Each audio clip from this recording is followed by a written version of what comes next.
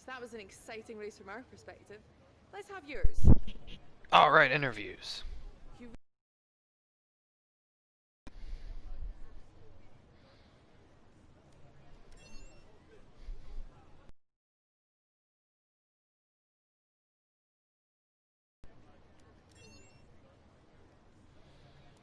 You left some body work out there on the track.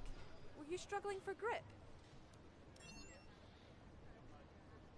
I don't think I touched anything. Appreciate your time. Didn't touch anything, Claire. Don't know what you're talking about, Claire.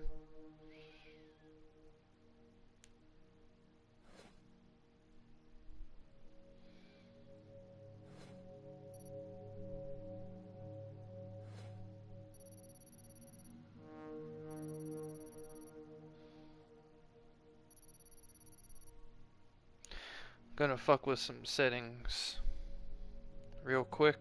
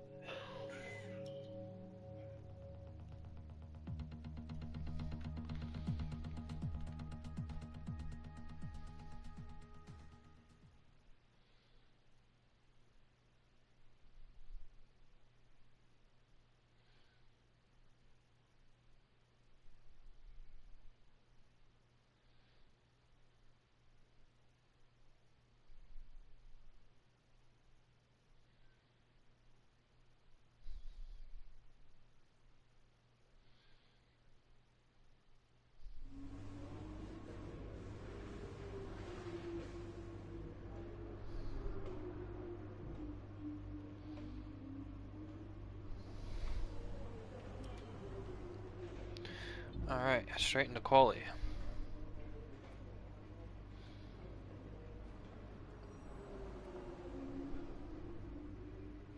Balls equal bad. We'll keep in mind, Jeff.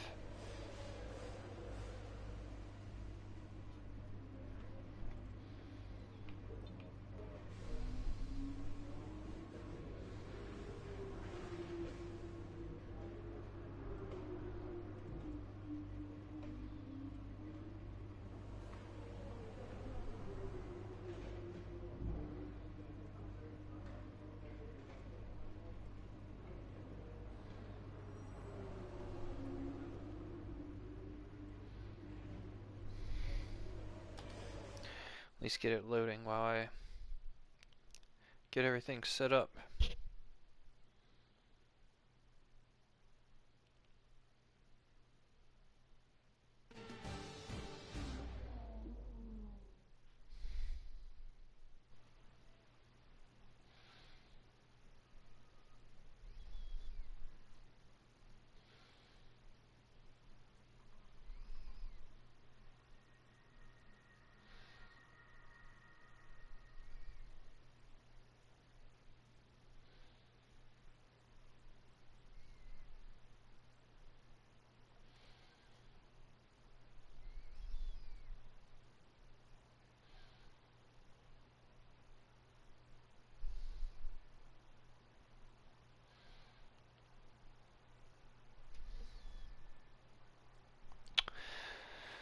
Alright. Finally off the blue screen.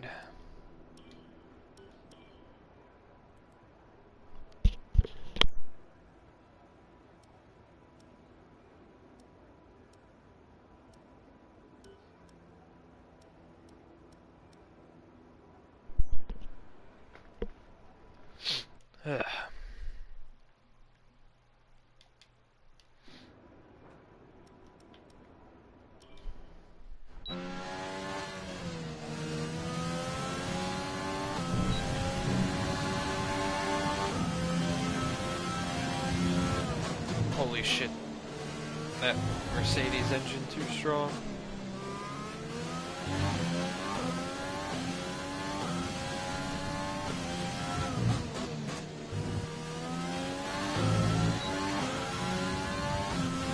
We'll beast him around the corners though.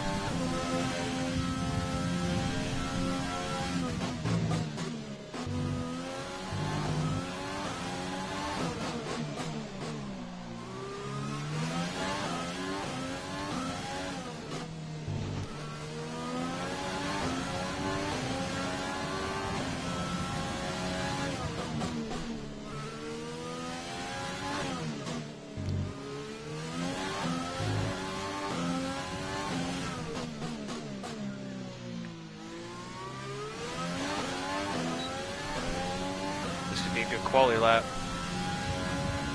The good quality lap. Could be. Gotta get that good starting grid spot. You're gonna get it.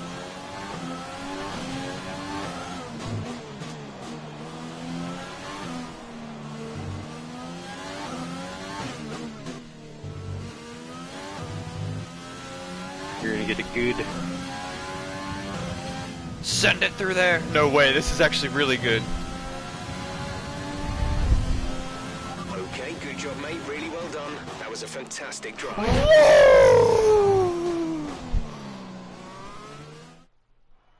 What?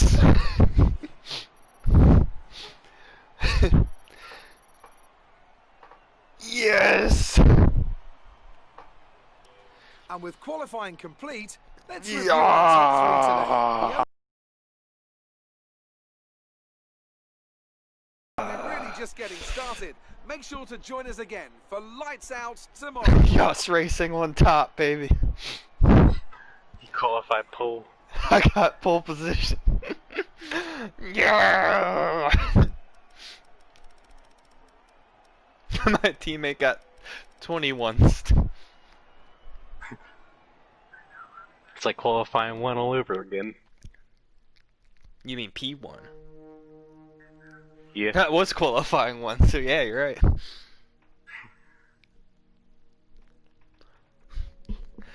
You want to be a cool setup? Full one-shot qualifying.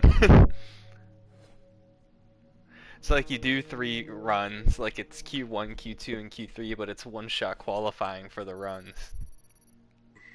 You gotta That'd make be your funny. decision on tires, and that's it.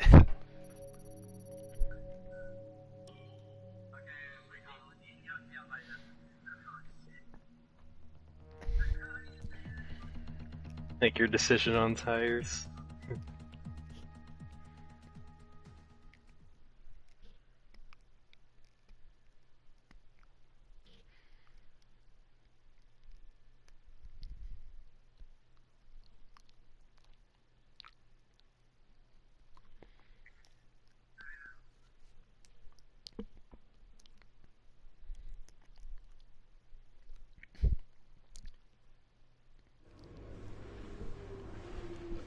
All right, I think we can call that a successful qualifying. We should be in with a good chance in the race.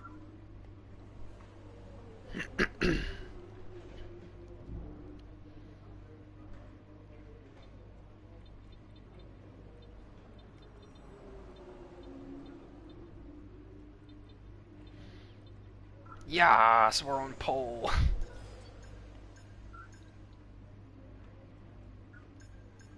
Yes.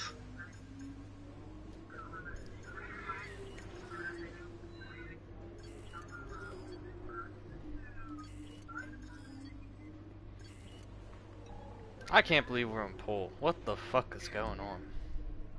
Because you're in a good car. No. No. Just wait until we get these goddamn upgrades.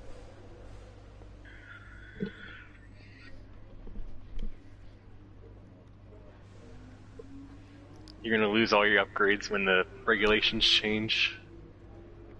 Everyone else is gonna lose their upgrades when regulations change. Should we simulate this race? Simulate it. You won't. You're right, I won't.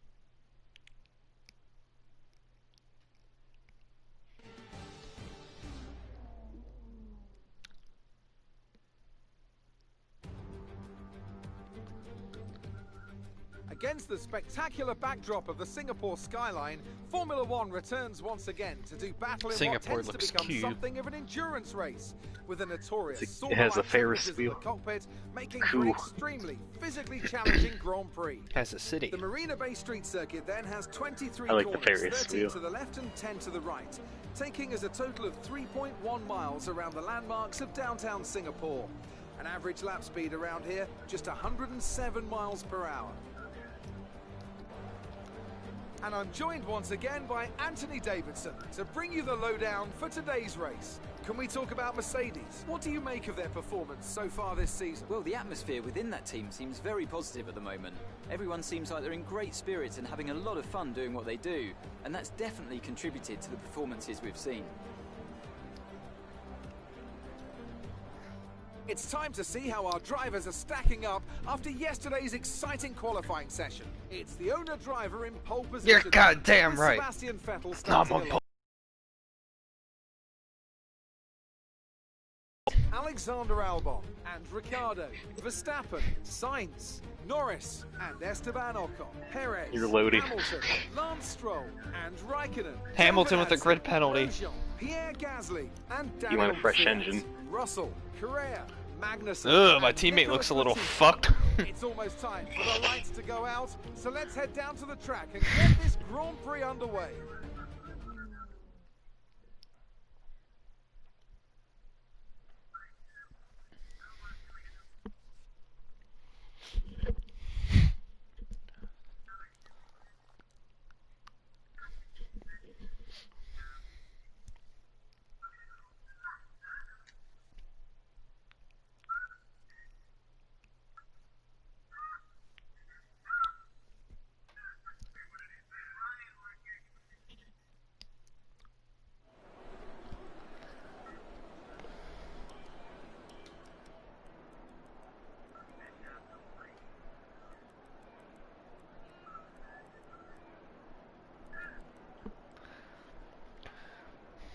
Alright, here we go. From pole position. Yaas Racing.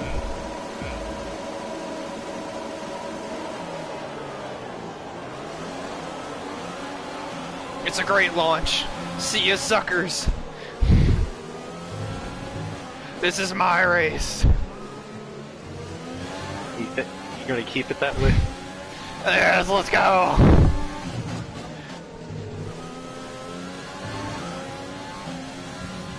Burning all of it. No. No.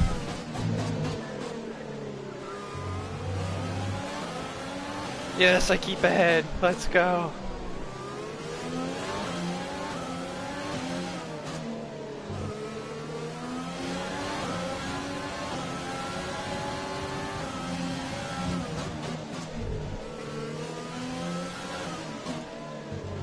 Damn, I'm definitely running way more downforce than anyone else because I just get absolutely fucking mugged on the straights.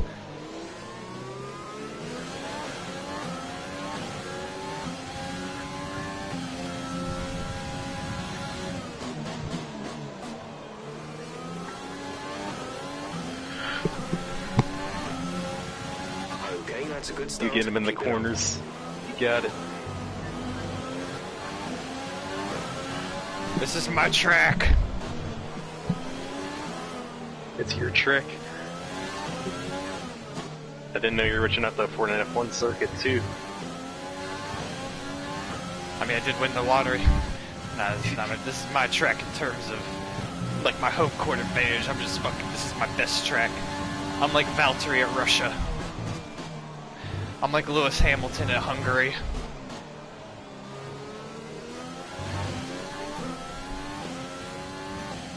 Hungry I'm for like- the win. I'm like Burt Maylander in safety.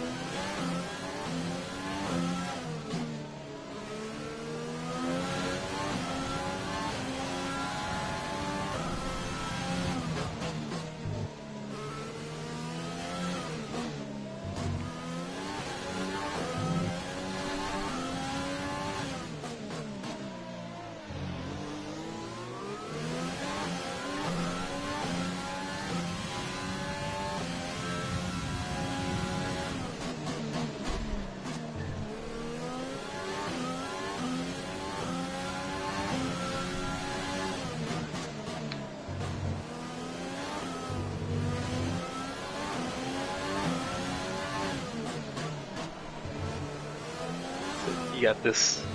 You're gonna get that once. I hope.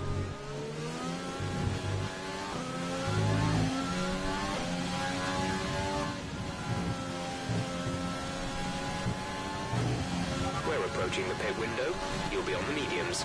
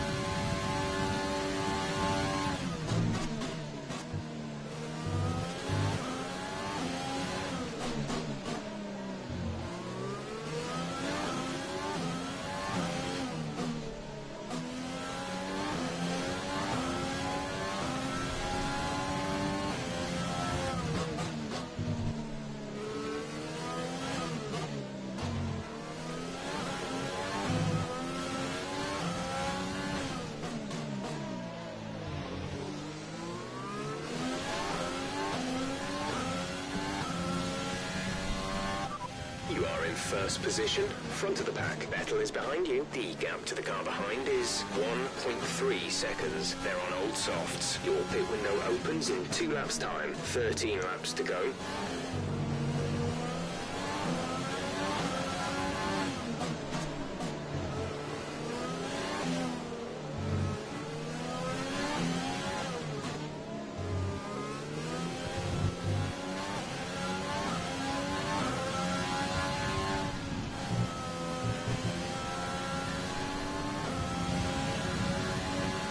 You're losing a small amount of time to the car behind. Keep pushing.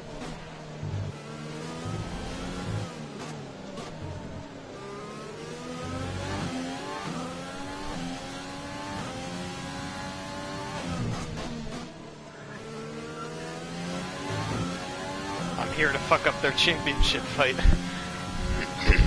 You'll fuck it up real good. Kinda like I did in IRL at the end of that season. Came in a three-way championship fight and got a first and a third and just absolutely robbed 43 points off the table.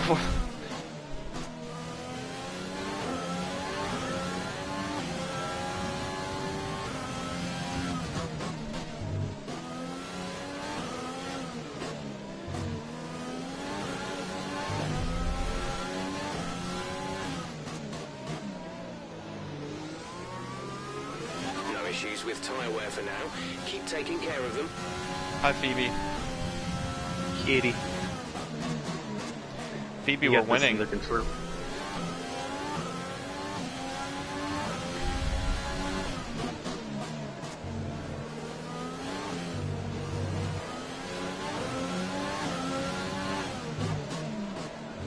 Are you winning, son?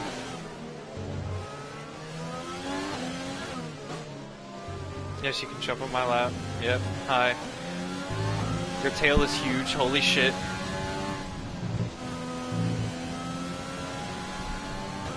We want Yep, to pit sit this on my lap, lap. so push now.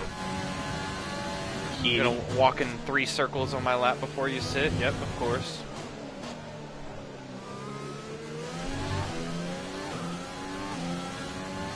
Can you please sit? I gotta pause. Yeah.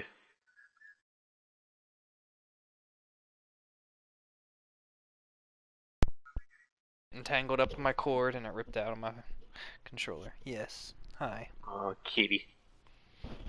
No one else is watching but...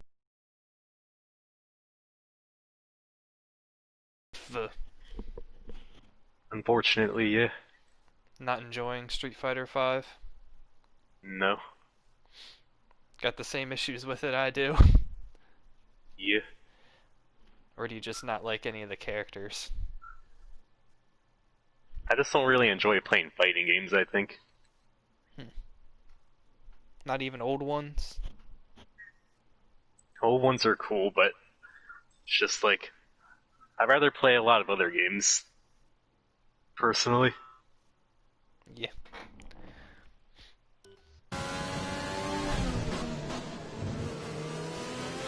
And she likes them, so I'm gonna keep playing with her, I guess.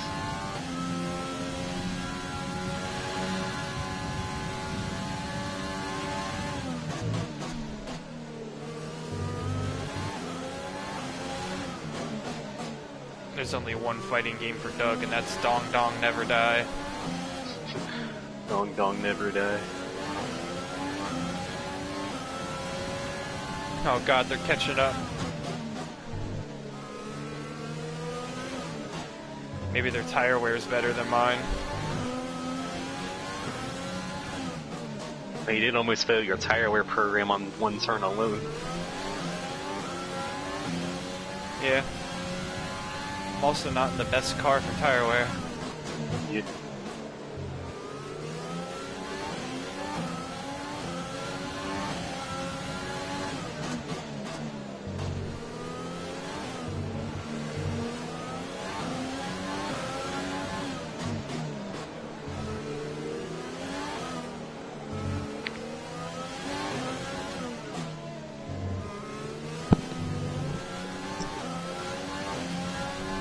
You're gonna keep them behind, you get it.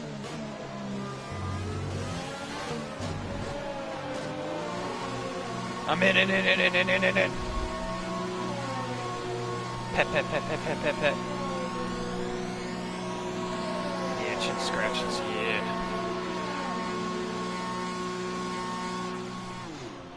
Come on, boys, fast one. Go. Oh yeah, oh yeah. Still out in the lead.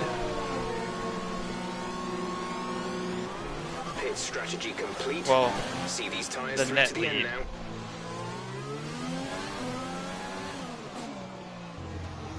Wow, what a terrible first corner. Could have carried way more speed through that.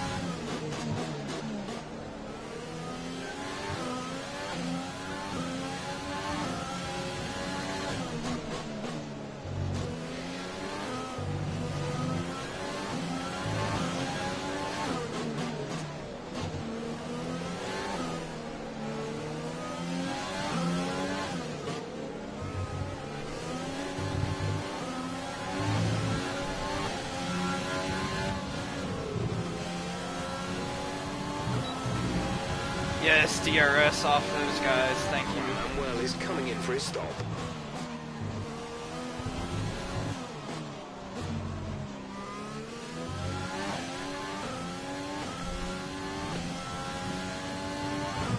You're gonna get it, I believe.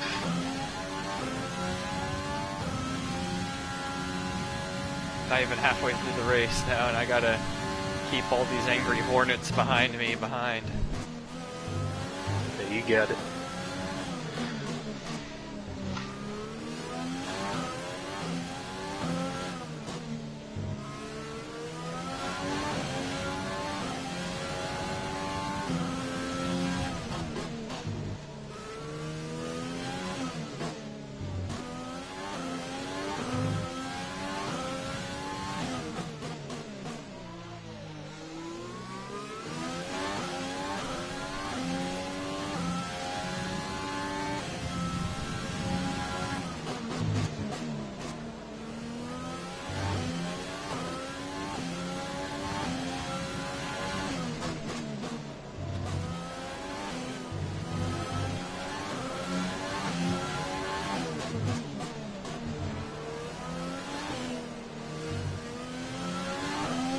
Maybe I like fighting games more if I like understood how to play them.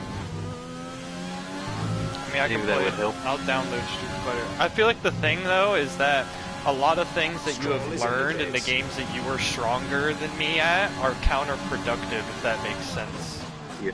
Like the game I'm best at is Smash Bros. Hands down, definitely, probably. Yeah, and like everything that you do that's good there is counterproductive. I don't know, just the mindset. Like your mindset is like just do stuff on feel. Yeah. Kind of, right? And like in Yeah. Street Fighter, it's like you got to have a reason to do stuff, or else you won't understand if you're hitting too many buttons or this or that. Yeah, I never understand why something works sometimes and why something works, or like why something works in the same in a similar situation, but if it doesn't work in a similar situation, stuff like that. I get what you mean. If that makes sense. Like, are you talking about like offensive and defensive situations, or like neutral situations, or footsie situations? Yes. Or do you mean like things don't combo, or all of the above? Well, something that is a thing in Street Fighter 5 specifically is like there's a lot of, like in Street Fighter 4 for example, let's take the character I played, Ken. It was pretty straightforward what I did, both on hit and on block, where it was like I would do jabs, well light attacks in general into a crouching medium kick, which I could cancel, right? I could cancel into a Hadouken, Shoryuken, or Tatsu. Didn't matter if they hit or block, that's what I did. It didn't matter if it was counter hit or regular hit, it worked. Street Fighter 5 is a lot of, like, for example, with Kyle, you can do jab, jab, flash kick, right? You could also do jab, standing medium punch, into crouching medium punch, sonic boom. That only works on counter hit, you know, things like that. It's like some things are counter hit specific, some things only link if you're close enough. And what you want to do on block in Street Fighter 5 is, for most characters, generally different than what you want to do on hit, if that makes sense. Yeah, I find that weird though. Feels like the same combo should work in both situations, but it doesn't. It's because frame data. Like a good example of that is Cammy's crouching medium kick. I use that as a poke, but I don't use that in block strings because it's either even or -1 on block, but on hit it's like super good, obviously. Which is why Cammys are gonna do crouching medium punches on you. So it doesn't matter if it hits, you can confirm into a combo. If it blocks, you're fine. Yeah. I would say if you pick one character, I can like help you with like, here's what you want to do on hit. It's kind of like in Street Fighter 5, the way you apply your offense is different based on what you think your opponent's going to do, if that makes sense. I can't tell what my opponent's going to do, though. I think another thing is I just have a hard time reacting to things. It's like I can't react to things fast enough. Or maybe, I mean, nobody can react to everything, but I know sometimes what people struggle with is they try to react to everything, but it's like, try to react to one thing and anticipate the others, if that makes sense. I'm trying to think of an example of it. An example would be Alex, right? Like, let's say I'm fighting an Alex, and he's at the range where he can dash to me, but he's like outside of poking me range, right? It's like, you try to anticipate the faster option and then react to the slower one. You know, like I'm not thinking, is he going to jump? Is he going to jump? Like if he jumps, I'm just going to try to react to that.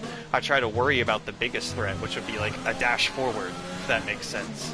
So it's like you focus on one thing and then try to do the other thing without thinking about it. Or like another example of that would be, I mean, it's impossible to do it in cross tag online, but like in cross tag for the most part, you block low and react high, if that makes sense. Yeah, I can never react fast enough though. Yeah, online is definitely not helping you. Street Fighter 5 is one of those games, it's like the experience of playing it online, I would give like a 3 or a 4 out of 10, but I would give it like a 7 or 8 out of 10 playing it in person, in terms of fighting game. Because there's a lot of stuff that you just can't react to online, but you can react to a lot easier in person. A good example of that is forward dash. Yeah, I can't do anything against forward dash at all because I never see it coming. That's an online thing, but if we're playing in person and you're anticipating me to do it, as soon as you see my character forward dash, you could just mash jab jab. If it hits, then you flash kick me. If it blocks, okay, well you can go into like a medium punch sonic boom, or you could do nothing and wait to see what I do, or you could jab jab walk up throw, you know what I mean? Yeah. But that's all like muscle memory. I have It's a hard time reacting to slow things like overheads and jump-ins too. That could definitely be an online thing too. Like, at least with overheads that you can't really follow up after it. Yeah, overheads are hard to react to online. Yeah, I always get hit by them. I can't react to them. I know my reactions are probably just too slow. And also, overheads are quiet.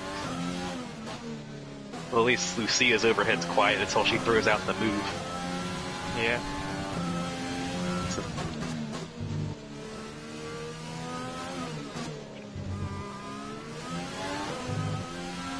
I think that's the thing that gets me, is that a lot of things don't make noises until they hit you or they land on block. Or if the whiff sound does play, it's usually when the active frames are already there anyway. Yeah.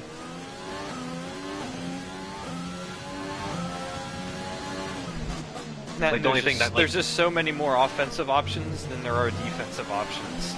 Yeah, that's the big thing I don't like about Street Fighter V, is that they just made defense suck. Yeah, it's like the first couple times we play, I'll just be a total asshole with Cammy just so you can really get a feel of like, man, this is just fucking ridiculous. Like, it's pretty, I don't know how to word. But then there's other times where, I don't know, that's the thing about Cammy. I mean, this is character specific, but with Cammy, it's like, there's certain ranges where I just feel like I'm the best character in the existence of fighting games, and then there's other situations where I'm just absolutely fucking useless. Yeah, I feel like that with Guile, I want to stand like just outside sweep range. It feels like that's the sweet spot. You could formulate different strategies for different matchups too. Like Cammy, for example, you kind of want to be at her jump-in range. Like, your goal should be like make her block a sonic boom at about jump-in range, because if you throw a jab sonic boom and she blocks it, and then you throw another one, she doesn't have anything fast enough to get through that, and you not be able to easily react to and punish it, if that makes sense. So literally, her best fireball invincible move though. The V skill won't come out quick enough in that, and plus you can react to it really easily. I mean, you could. So, like, let's say you throw a sonic boom and you immediately go right back to down back. As soon as you see her spinning, you just flash kick. It's definitely. I'm probably getting ahead of myself too. No, that's a good question. The thing with Cammy's V skill is so much better online than it is in person too. Like, I noticed that. I will throw that thing out way more online. And also, you gotta think, like, you're years behind in that game. That would be like me all of a sudden trying to learn melee against you. It's like, I can have the great idea, but I just don't have the years of knowledge from playing the game. Yeah, I've been playing Smash since it came out in like '99. I know like all the games intimately, pretty well. The only one I know, like the tech, but still. The only one I feel like I know pretty well is Brawl. Brawl's a good. People don't give Brawl enough credit. It just got kind of ruined at the end by Meta Knight and Ice Climbers. Yeah. But Brawl's a good game overall, though, I'd say. Yeah. I don't know. My biggest gripe is a personal one with Smash 4. There just wasn't a character that I felt like I didn't feel at one with any character, if that makes sense. I think that's the biggest problem I have in most games. That there's just not a character that's 100% who I want to play. Yeah, like Smash 4, it was hard for me to feel motivated or always comfortable. Like, I don't know, a character's your character, and like, you don't give a shit about what the matchup is or whatever. Like, that's the character you feel comfortable with. Yeah. It's like, Cammy has bad matchups, but I feel very comfortable with the character. Same thing with Jerry in Street Fighter 4. There's some matchups that can give me a hard time, but every time I'm playing that character, I feel fluid and comfortable. Wolf and Brawl, they had some shitty matchups, but I always feel comfortable with the character. I mean, in hindsight, I should definitely use my Marth against some matchups in that game. DDD. Marth does good things in Brawl. I don't know, it's just one of those things where, like, it took me until I was playing other people in Brawl, even people at Mont Alto, it took me to realize, like, yes, Marth is a better character, but my Wolf is just good enough that it's better than what my Marth is. We have 2 laps of fuel. I kind of had the same thing with Jerry, where, like, for a while I thought I was better with Ken. and then I Some started. time to the car behind. When I first signed up for Evo, I like started writing out a schedule where it was like, today I'm gonna practice with Ken, today I'm gonna practice with Jury, and I'm gonna figure this shit out. And then like over time, I realized like, wait a second, I'm consistently doing a little better with Jury. That's why it's good to try new things out. See, I feel like opposite about cross tag. I have characters that I like to play, but there's things I don't like about them, if that makes sense. Yeah. Like you don't have a cool persona with a giant disjointed hitbox.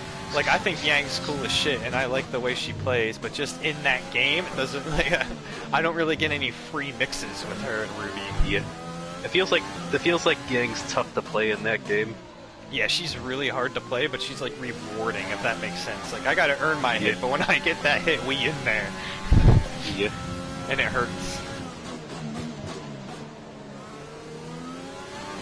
Yeah, there's like a lot of characters in Smash 4 I felt almost comfortable with, if that makes sense.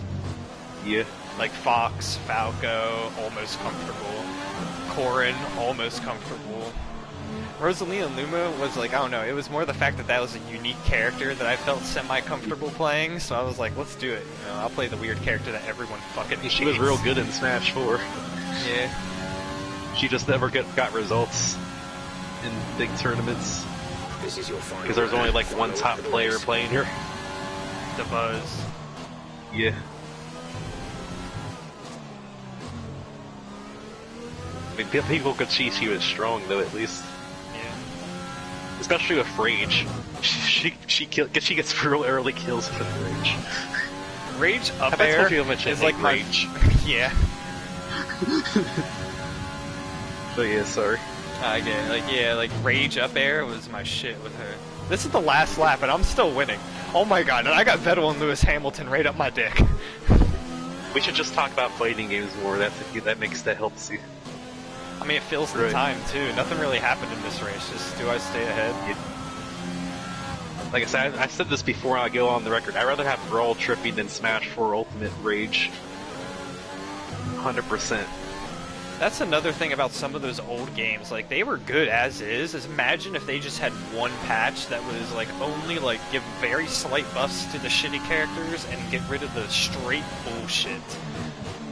Yeah. Like Tatsunoko versus Capcom, you don't gotta touch anything, just make it so you can't combo people after you burst them when they're in the corner. Like, that's like the one super bullshit thing. Yeah, Mega Crash feels like it should do a hard knockdown or something. Yeah, imagine CBS 2 with slight buffs to the shitty grooves and shitty characters. Yeah. Yeah. What about, would you do anything about roll canceling? I don't know. Roll canceling does make a lot more characters viable than otherwise would. Yeah, it's one of those things that because everyone can do it, Great job, you've done everything. it's like saying, today. would you... It doesn't really make the game more or less balanced, it just changes the patch melee. I would still leave in L canceling and wave dashing. You know, because it's a part of how you play it. Maybe, I mean, I would understand. They would probably remove that in CVS too, but maybe just... I even forget about how it completely works. I've heard that K groove would be the strongest groove if roll canceling didn't exist. I've heard from people. Because K groove just gives you a massive power boost once it kicks in. You got like a level 3 that does like 70% from a ratio 1 character. Like, goddamn. We won. Yes! Yes. Yes! Racing, top step of the podium, a win. I never thought I was going to get a win in the first season. I told you you'd win this one, back when we were doing practice. Yeah, there's a lot of older games that I feel like... It's because they just tried to make a fun fighting game, and then we worried about the other shit later. Like, that's such a big issue with modern fighting games, that they just feel so engineered, if that makes sense. They just feel kind of flaccid. Yeah. It feels like it lost its charm. Yeah.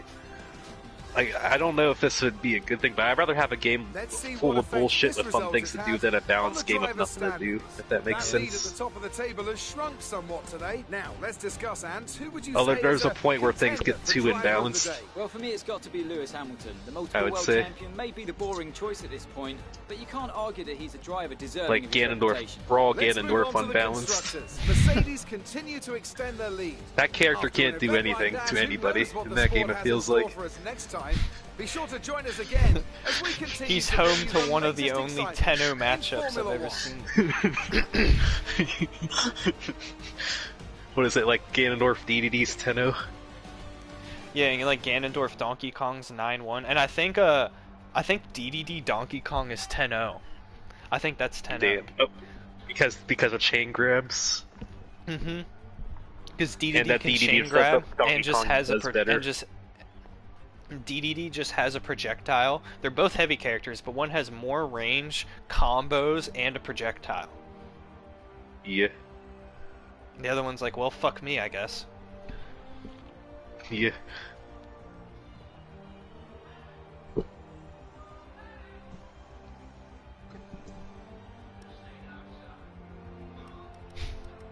I forget what Wolf DDD is.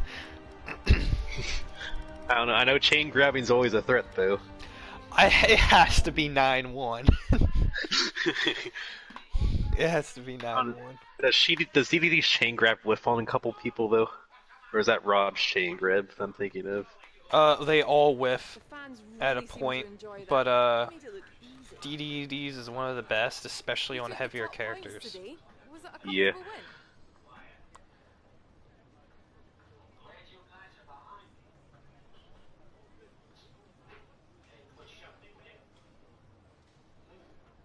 I think that's something else that bugs me a lot about Smash 4 Ultimate too, is that there's lack of We're combos. beating all expectations. Yeah. What's your secret? Melee and Brawl, you could do shit. Smash 4 and Ultimate have, like, barely combos. Looks like your luck has changed. Things went a Ultimate's lot better than last in that time. regard, but still.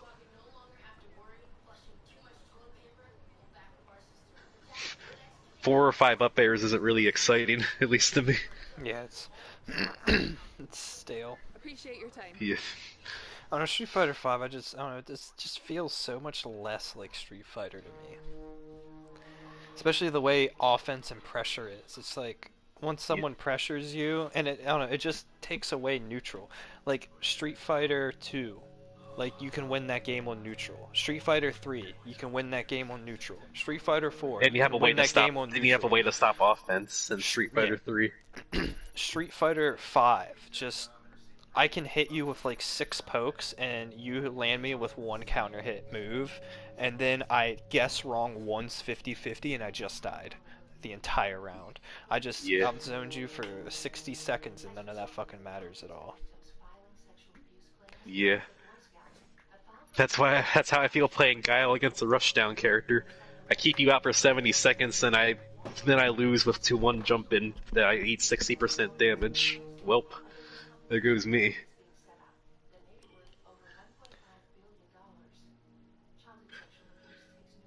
Thanks for that. I don't know, it just feels like every time I like block a hit, it feels like I'm just stuck there blocking hits, too. Yeah. It just feels like I don't feel safe pressing anything once I start blocking hits. I don't know when to throw out moves where. Yeah, and counter hit is so strong, especially when all of the most combos are like counter hit specific. Like Cammy has counter hit confirms for days. Damn. Like I can do, if you block, I do standing light kick, crouching jab, standing medium punch, crouching medium punch. If any of those hit, I can react to it easily and do an appropriate counter hit specific combo off of it.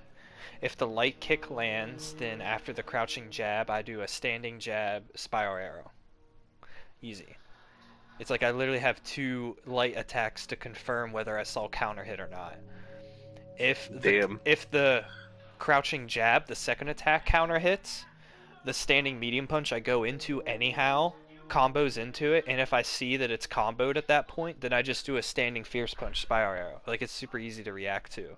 You gotta practice it a couple Damn. times, but it's so easy because it's like by the time the jab already hit, I already did a medium punch, and I have all the time in the world to confirm that previous move I did. If the standing medium punch connects, then I, instead of doing a crouching medium punch, I do crouching medium kick spiral arrow. And if that crouching medium punch at the very end connects, then it's an easy react to crouching medium kick again, spiral arrow. It's like every single one of those hits of that sequence is like, that's a true block sequence, but anyone is just an easy counter hit confirm. Damn. That and like, I don't know, it's different with Guile, but like with Cammy, I do a lot of, I'll play footsies with two moves, kind of. I'll do standing medium kick, which is like when I'm trying to like, I'll like try to walk into someone's range and like I want them to block that move. But if I'll try to throw out a crouching medium kick in the space right in front of them, so like I want it to whiff, right? I do not want them to block it, so I want it to throw it out at a space that the only way it hits them is if they moved forward slightly into it, because I'm buffering in the spiral arrow every time, if that makes sense. Yeah. And that's kind of how I play footsies with her. And obviously, if I want to mix someone up, if I can go for it, it's risky, but I can do jump shenanigans with, I can do a quick cannon spike, or whatever that, the spike is. I think that's what it is. Yeah, cannon spike. Or I can do like a jump in and then do the cannon spike at the last second, and that would beat people trying to anti-air with jab. Just do raw jump in. Anti-air jabs are dumb. No, like I can mix But up my yes, sir. approach on them, or I can like early, like in vanilla Street Fighter 4, people weren't used to Cammy's hooligan setups yet, and I would just hooligan people all day. I would spend all my bar on EX hooligans, because the cannon spike out of it is like +6. Damn. The grab out of it does like good damage. It's like a command grab damage. Damn. And if I'd land and she does like the kick thing, which people never expect, it's +2 and no one knows it's +2.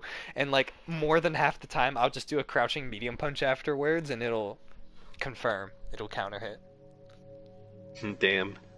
But also the additional threat of that offense she had is like any one of those moves I named, I can, instead of doing the next move, just walk forward and grab you. Or if I think you're gonna react to that, I can walk forward and then hit another button. Like I can like do like light, and then like 2 mediums, walk up, and then like just take like a small step forward and then do like another standing medium punch and do that end part again. So it's like I'm just fishing for the counter hit. So you literally gotta guess, am I gonna walk up, grab you? Am I gonna throw out another button? Am I gonna just wiggle back and forth and then do nothing and try to bait out a reversal? It's like, it's not even like it's a 50-50 guess for you at that point. It's like a 1/3. Yeah. I hold down back and throw booms. That's my game plan. I'm confident, like if I would smurf a new account, I could get the silver. I mean, I could get to gold, and like all the way up through silver. If I get it on someone one time more than half the time, that would be the entire round right there. Damn. It's just that hard to deal with. Sounds like it. I don't know. I really don't like V triggers. I think it's a cool idea, but like it's way too extreme. If it was just like an additional cool thing for the character, that would be one thing. But it's like the V triggers are just fucking ridiculous. Yeah. They're like install supers. Yeah, it's like Nash can just teleport anywhere and get full combo if you fuck up. Like Bison can just teleport wherever the fuck he wants now. Like Rashid gets a giant tornado that makes all of his moves plus. You have to block it, and it's like 5 hits. Like you can't do anything about it. And the Kylie just becomes overall completely better. Has more damage, better frame data, and faster movement. Neat. I use my V meter for V reversals. I don't know shit with my V triggers. I mean, Guile says throw more booms or have a sonic boom come out of your flash kick. That thing only is really neat. Then that only really helps if I land a hit. What you So I can, just what you choose to can use it do, for V reversals. you can just do like double jab sonic broom, so like zing zing, and then just walk forward with them. Like, what are they gonna do?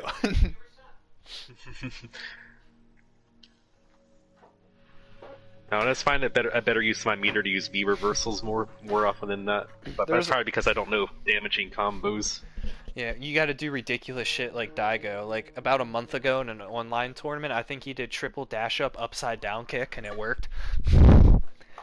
He just dash, dash, dash, upside down kick, confirm counter hit, and the flash kick super. Damn. Or if we're talking about ridiculous V triggers, Aegis Reflector. Aegis Reflector's cute. That thing sucks ass.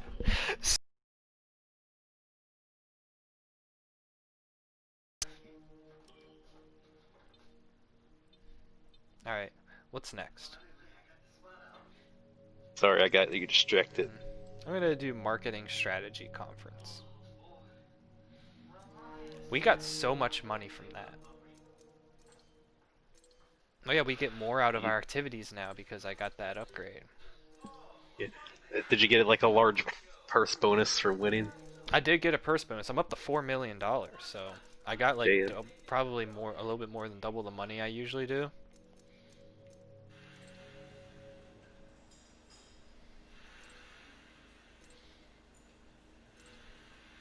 I remember as a kid, since I've had like the Tiger Woods games as kids, like they always called like the amount you win like the purse. It's like, what the fuck's a purse? Stuff like that. I never understood that as a kid. I forget which one it was. I think it was either 2005 or 2006 had like a cool feature. It only worked in multiplayer mode versus humans, but you could do like a called shot feature.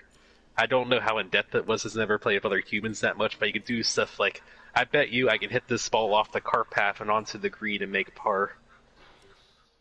So you can make called shots like that, which is pretty cool. And you can bet money on the called shots. We're gonna do 2 build time upgrades for powertrain and durability. Sounds good. Let's look at our ERD. What do you think of this one? I don't know, Jeff. Like, that's a good one, but like our engine department is struggling. I'm gonna take an engine upgrade. Yeah.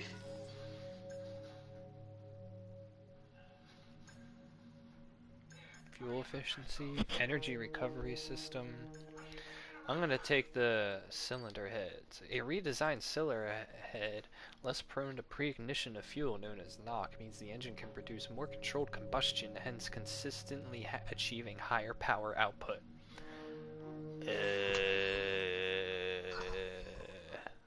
Okay.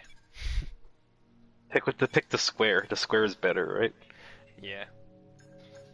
That and like I need that big burst now because like we're struggling in engine department. I went against Jeff on this one. Nah, your car is fine. You just want to race. I mean Carl. I went with Carl. That was because I had a good setup on a downforce track. Could you imagine the team's reaction? It's like, yep, Yaas Racing just won in a downforce track. By the way, they have a new chassis and downforce package coming in for the next race.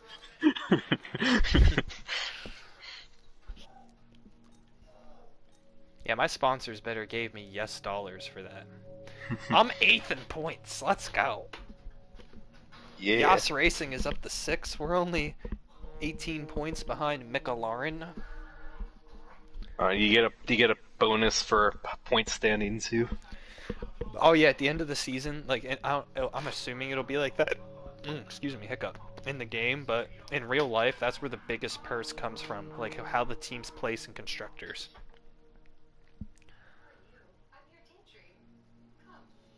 I mean, I think you could beat McLaren. You might be able to get to Renault too. Wow, it's only 2-point difference between Vettel and Hamilton. I think Red Bull is a little bit too far gone. I mean, I'm happy with 6th.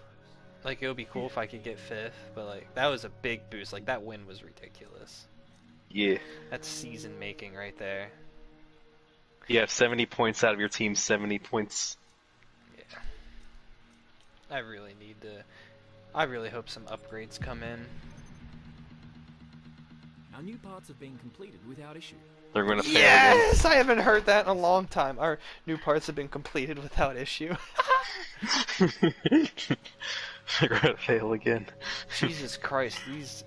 I still don't have these aerodynamic parts, but I got my minor... No, I got my major weight redistribution upgrade. 29th of September. What is it in the game? 24th of September. God damn it, dude. I would love those aerodynamic upgrades this month.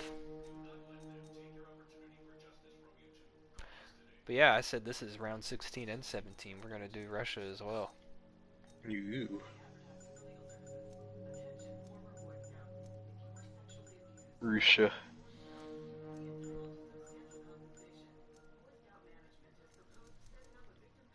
You have too many engine parts. Nah. You're going to have to throw them all out next year, though.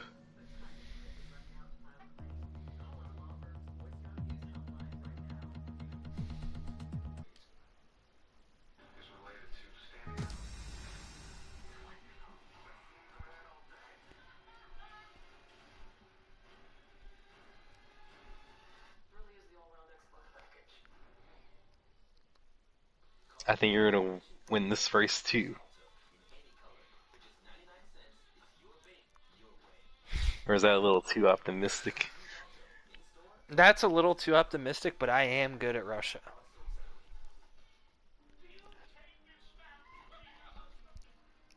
At least in last year's F1 game, like Singapore, Russia was like my 1-2 bada bing.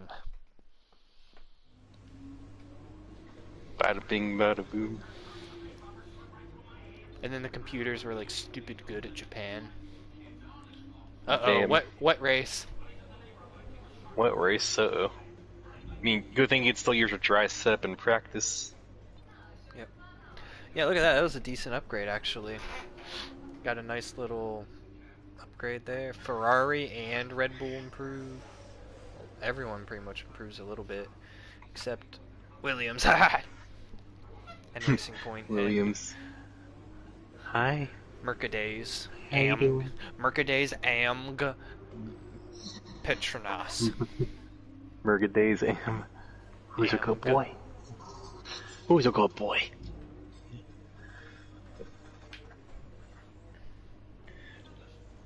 He boot my nose with his nose.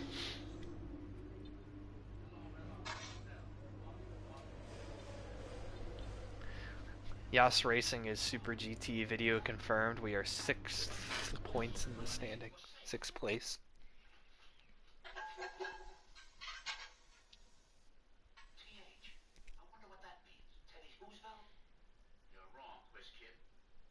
Yeah, we got this. We're gonna beat McLaren and Renault.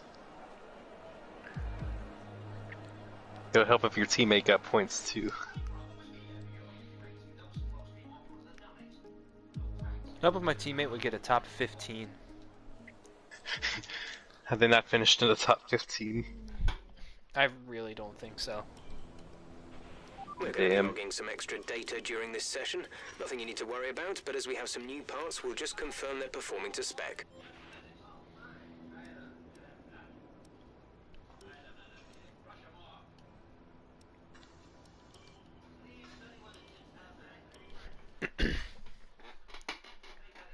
Oh, is it because your teammate's not capable, or is that the car is not capable?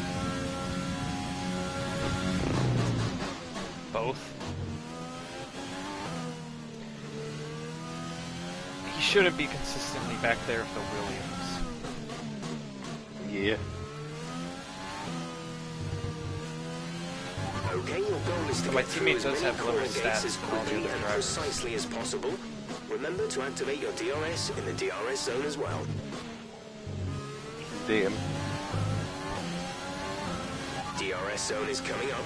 Get ready to open it. Your teammate's gonna kick it up Distance this is on your race. MFD.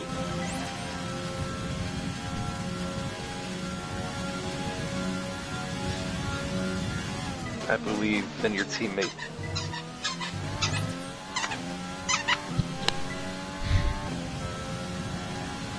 Squeaker, squeak, squeak, squeaker, squeak. Another good dog wants to play. He's talking to you in Squirrel.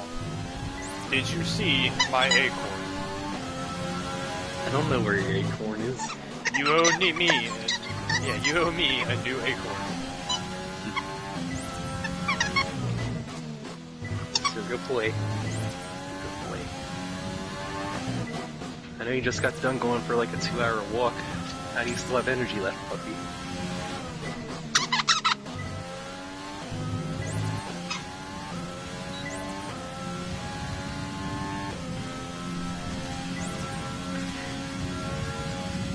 I need you to help me with this dog. He wears me out too much. We'll go for a run. That would help. I can't keep up with the dog when it runs.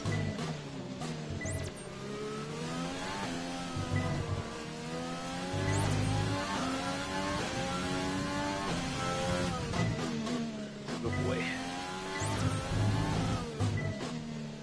You're gonna get purple in all these practice programs too. Okay, test Oh yeah, that was purple in all corners. Yeah, you got this.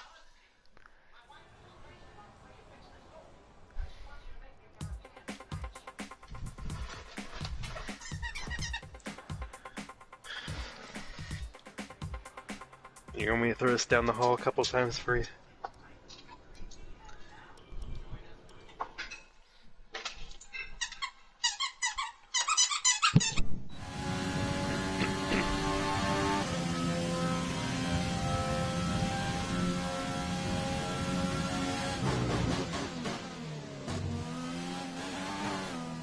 Do you think a wet race would favor you since it means we're downforce?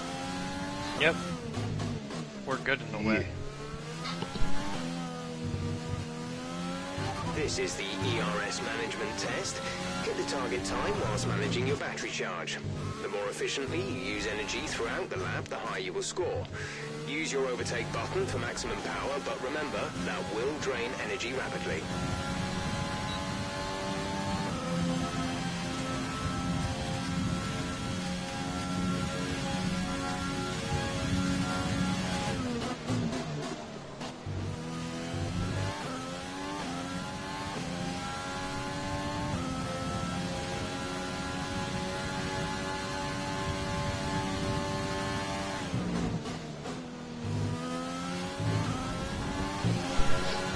I like seeing these purples. I think you're gonna get this one too.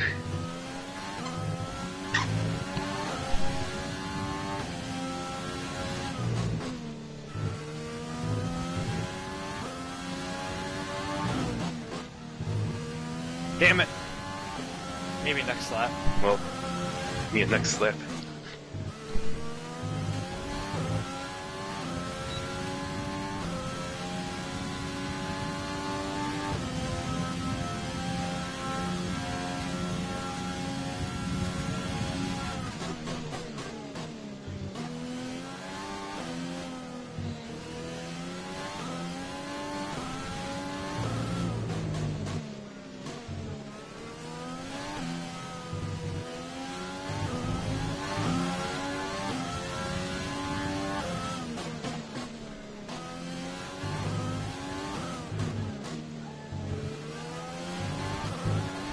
Using up too much energy over the lap. Don't use your overtake. Yeah, 3 laps, you're gonna use them all. For extra insurance. Nope, I only need this one. As long as I don't get held up. All the cars will move their asses.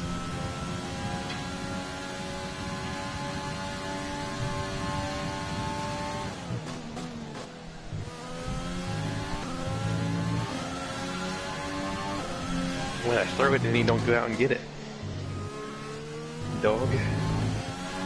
What?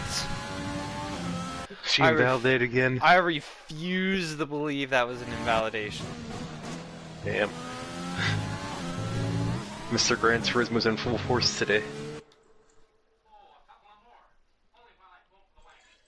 That Super GT video is bad. You have penalties. Mr. Gran Turismo is drunk. How do I... Where are you gonna flashback? No, I'm looking to... Oh my god, my controls are fucked up. I can't rotate my camera in replay because my controls are different. I don't know, I might have a line on. Hold on, options. There we go.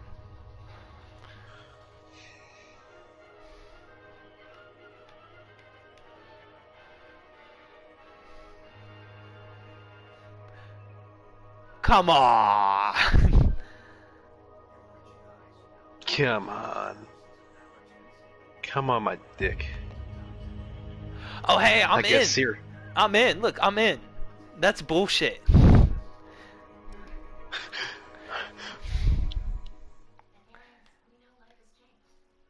I can't tell. That tire was on the line.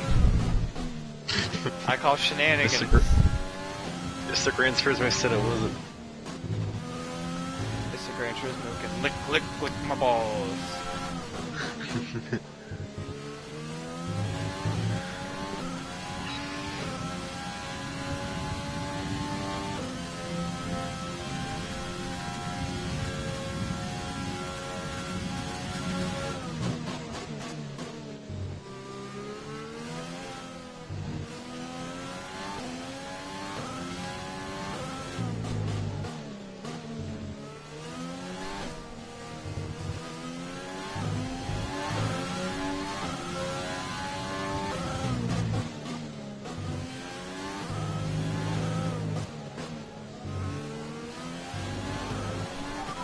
Too much energy. The overtake button gives you maximum power, but it also drains energy quickly. Use it sparingly. You got this, purple. You got God damn, my teammate better move his dick. Team orders. Team order, that's all I was gonna say.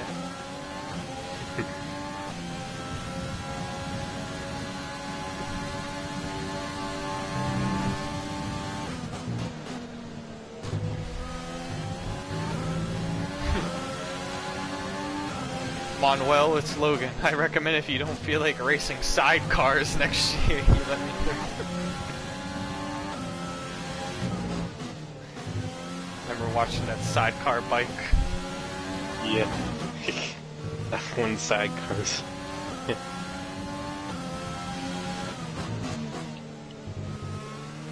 Remember the one day I was in at work and on TV, there was like dirt bike sidecars. Damn. It has to be hard to keep the bike stable, then. They probably make them so they're balanced that way. Because they have to go over, like, jumps and shit, too, still. Yeah, on those, they're, like, very few.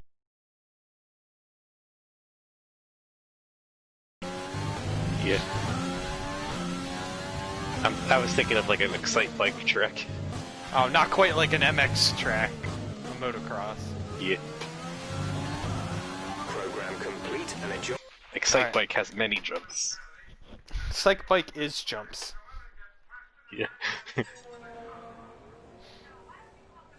Excite-Bike on Mario Kart. Yeah. Just a circle with a bunch of jumps. Yeah. Everybody rags on the Excite-Bike track for being boring, but I like it. I don't really like it either. It's cool, we go fast. 200cc. Yeah.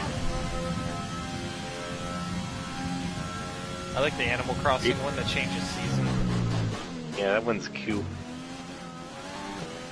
My favorite is always going to be Baby Park. I like that track a lot. I like Big Blue. I like those ones that are just one long lap. In this program, yeah, those are cool. Like Wario Mountain, I really like that one. Yeah. That's probably my favorite Mario Kart track. You know, there's something funny. Mario Kart 7 on the 3DS is when they first did those. There was an exploit on one of those 3-lap tracks where if you went off the track at a certain point, it would drop you off. You'd go off the track at like the middle of section 1. It would drop you off at like the start of section 3, how much the track you skipped. Nice. I think they patched it out, but it was real bad playing online for a while. Anytime that track came up, people would just use that exploit. Was it easy to do? Yeah, it's pretty easy to do. If you knew where to jump off, it was pretty free. You wanna know the sad thing is though? What? I would not use the exploit on principle and I'd still end up finishing in the top half most races. Because of items. Because yay, items. But yeah, it's like a 40 or 50 second time save. It's like it's really hard to make up that amount of time if you don't take that exploit. But it was patched out though, like I said.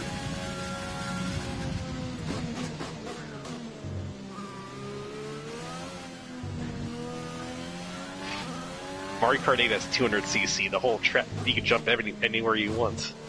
You just go too fast. No! Stop the validator.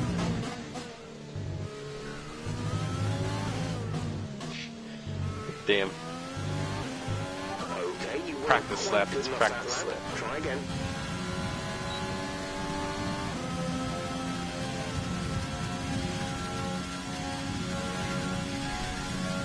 You know what they say? You gotta swim before you run. Yeah. Chuck Norris can... Oh yeah, God can walk on water, but Chuck Norris can swim on land. Swimming on land sounds hard.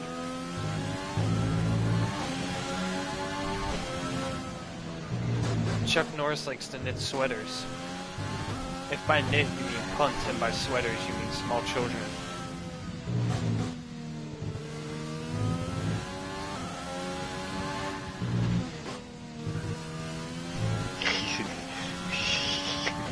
Took me a little bit.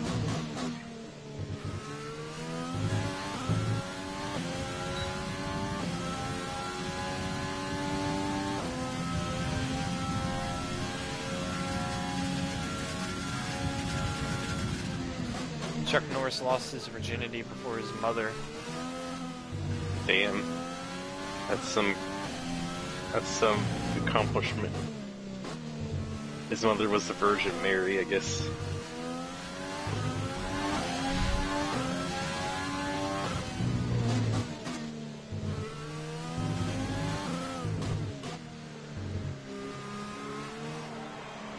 Yay! Purple. Yeah. I wasn't cheesed at all.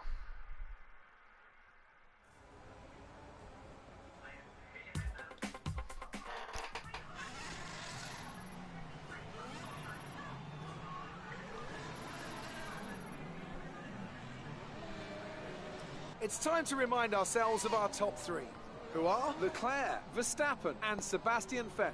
Sadly, it's time to say goodbye as free practice is over. However, we'll be back shortly for more Formula One action. For more Formula One action.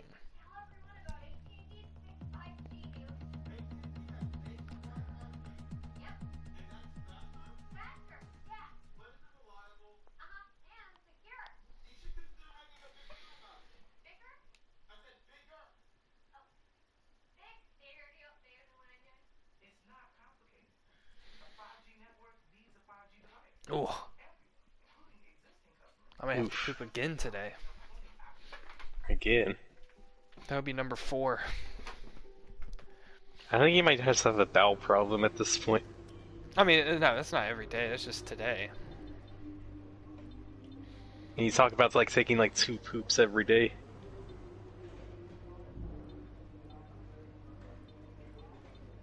It's like average is like once every 2 to 3 days. What? Usually. Since I was young, it was 1 a day. Or maybe I'm just like low.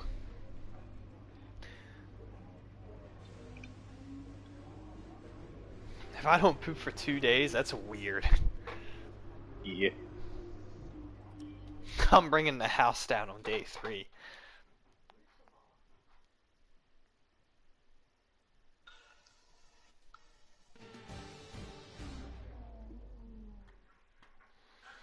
The normal range is from 3 times a day to once every 3 days. What? Did you look that up?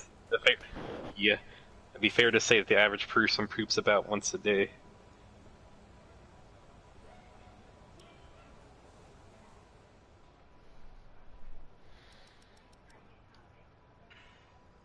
I looked it up. Yeah.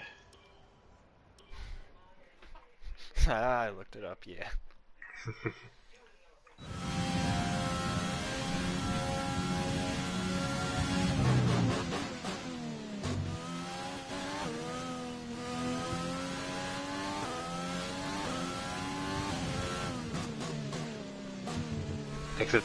It depends on a lot of factors, I suppose. Alright, this poop's gonna happen. I'm gonna go blue screen, so if anyone's watching this in the future, when you see the blue screen go away, that's when I'm back. Sorry for the inconveniences. Alright, I'll be in the chat.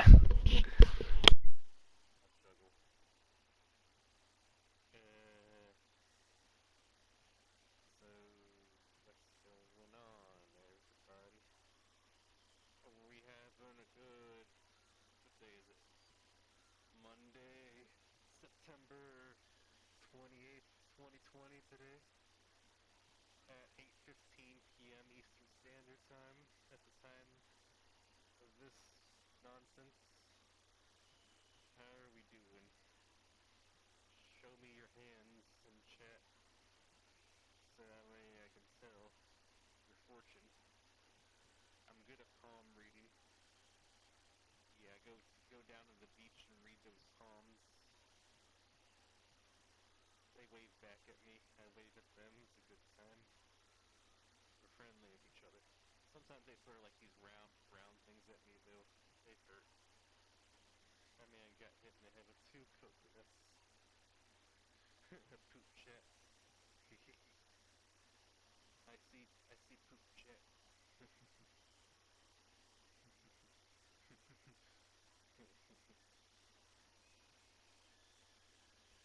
I don't know, I forget what I was talking about. I was just talking about a bunch of bullshit. Yeah, damn bullshit. I have a question for the audience at large. What is the most important meal of the day? The audio is fucked on your side? Well, damn. Maybe my headset just sucks. I'll have to see if it's broken or something. I don't know.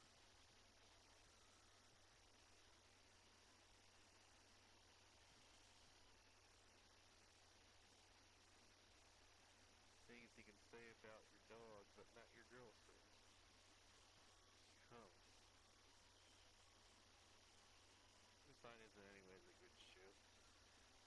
I've always watched a lot of the New Whose Line Is It Anyway since they restarted back a few years ago, but from what I've seen, it's a good show.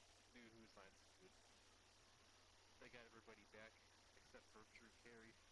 They got Colin Mockery, Ryan Stiles, Wayne Brady, some of the rotating guest stars. Even got Laura Hall and Linda Taylor doing music again.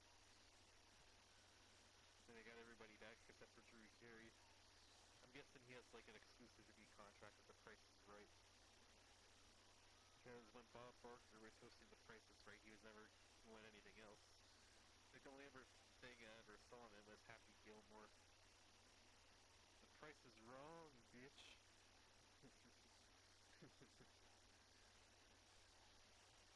Happy Gilmore is a cool movie. I like that movie. I don't know how. I can't putt with a hockey stick though. Playing with a hockey stick seems pretty hard.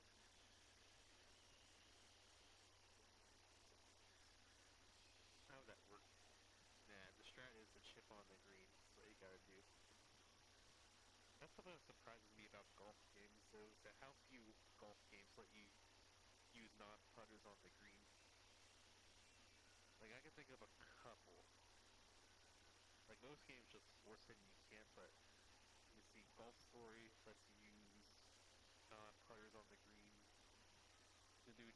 The new PGA Tour game, like PGA Tour 2K21, lets you use non-putters on the green, which is funny. In some cases, chipping's probably better than putting on those greens. I think the golf club games let you do that. Golf Story has another cool feature where you can put the ball down anywhere and just hit it. That'd be pretty cool. Just like go around on the course, on any of the courses, just pop down the ball anywhere and hit the ball. That'd be pretty cool. Mario Golf on the Game Boy Color and Game Boy Advance have that to an extent, but only in certain areas. That's pretty cool. In Golf Story, since you can put the ball down anywhere, they even make like environmental puzzles based around that too, which is pretty cute.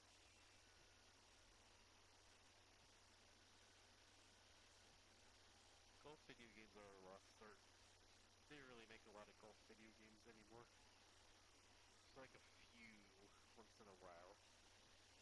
Like the PGA Tour 2K21 is like one of the more bigger ones in recent memory. Golf Story. I keep calling it Hot Shots Golf. That's everybody's golf on PS4. I call it Hot Shots Golf out of habit because I'm a dirty American. And that's what I grew up with. That is kind of weird though when they change like naming conventions like midway through. Like in Japan, the series has always just been called Everybody's Golf, but in America it's been called Hot Shots Golf. So there's an Everybody's Golf that came out on PS1, and there's Everybody's Golf that came out on PS4 with the same title. It's like there's Doom, there's Doom 2016, Killer Instinct, the Killer Instinct 2013. It's just like, why we gotta name games with the same title? It just causes confusion. Like, it doesn't make any sense. It's like, just name it like Doom Reborn or something. Or like Everybody's Golf Redux. I don't know. Make the title like something different, so that way Google doesn't have to fit when you try to search something up. I guess people just colloquially just start to put the year after the title of the game to like specify which version of the game they're talking about. Or console. I guess back then when different versions of the same game were pretty different on different consoles. Like I'm trying to think. Like even a game like Earthworm Jim, it's like I don't know why it's the first one that comes up. The Sega Genesis has 3 buttons, and the Super Nintendo has 6 buttons. The only way the Sega Genesis would have 6 buttons is if you had a special 6-button control pad. But it didn't matter as much in Earthworm Jim 1. But in Earthworm Jim 2, there's different weapons. One of the buttons on the Super Nintendo controls the swap weapons. For 4 buttons, you have jump, whip, shoot, and swap for the 4 face buttons. Well, on the Sega Genesis controller, since you only have 3 buttons, they have to get rid of one of them. You need jumping, you need whipping and parachuting, and you need shooting. So that leaves weapon swapping. No, you don't get the weapon swap on Genesis, which makes the game artificially harder than it needs to be. Which is, I don't know, it depends if you like a challenge or not. Because what happens is that you use the last weapon you picked up until you run out of ammo or pick up a new weapon type.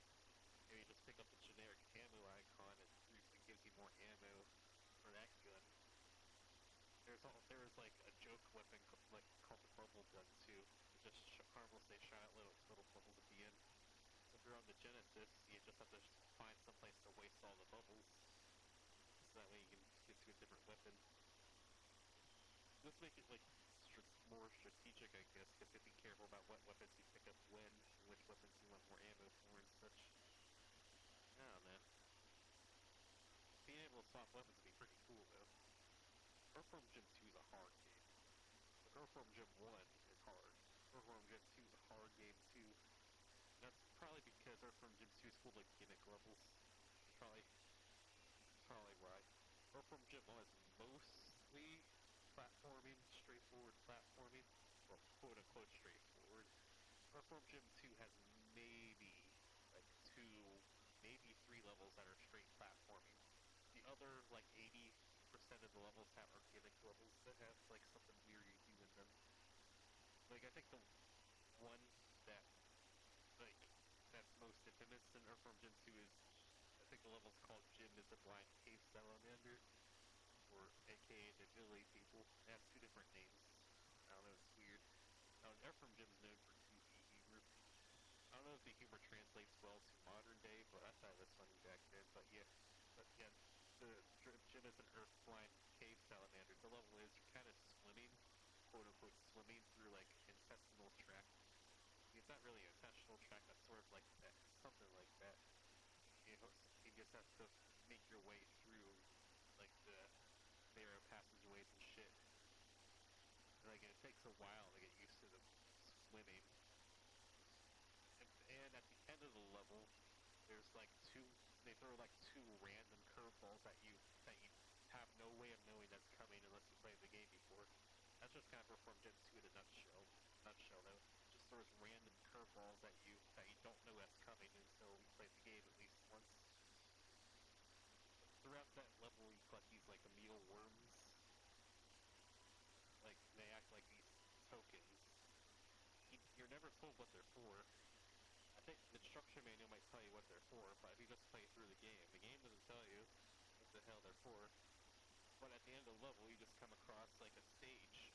Like there's a podium on the left side, a podium on the right side. And all of a sudden when you enter this part, a quiz show starts. It's like, now you're playing a goddamn quiz game. And the questions are made up and the answers don't make sense. Like, that quiz show is just blind guessing the quiz show. Because I don't know all the questions, I don't remember all of them, but the answers are nonsense. Like, if you don't know the answers to those questions, you're not going to get them unless you blind guess. I think it's 3 choices on both Super Nintendo, Genesis, and PS1 Saturn. I think those are the 3 versions. And I think it's always the 3 choices, though. So you have a 1 in 3 chance of getting the question right. And you get, like, power-ups for getting the questions right, like health refills, Chip Buddy for 200% health, and extra lives. But that's not all. After the quiz show, after you use up all your mealworms, you play a game of Simon. You get Simon. The Simon game goes on for a long time if you play it out the whole way. I think it goes on for like a 10 or maybe 12 button sequence. I forget how far it goes, but it goes on for a while. And it's like the quiz game. It's like you don't know what's coming. You might be able to catch it the first time, but you're just not quite sure what's happening. And you get just, depending on how far you get into the Simon game, you get more rewards. Like a Chip Buddy or an extra life. Yeah, Chip Buddy's a real thing in like England. I forget what it is exactly though. It's like some type of sandwich with chips on it. It's like chips on a sandwich, I think. Like, it sounds fine to me. Like no different than putting like fries on a sandwich or something, I guess. But yeah, Earthworm Jim 2 is just full of stuff like that. Like a lot of levels are just sort of gimmick levels. So maybe like I said, there's maybe like 2 or 3 levels that are straight platforming. The first level is straight platforming. Then I think there's like a food-based level that's more or less straight platforming. And there's like a level inside an office building that's more or less straight platforming. It's like puzzle solving. All the other ones are gimmicky levels, which gimmicks aren't always a bad thing, but it's just like there's a lot to keep track of, and there's a lot of wacky stuff and you don't know it's coming the first time.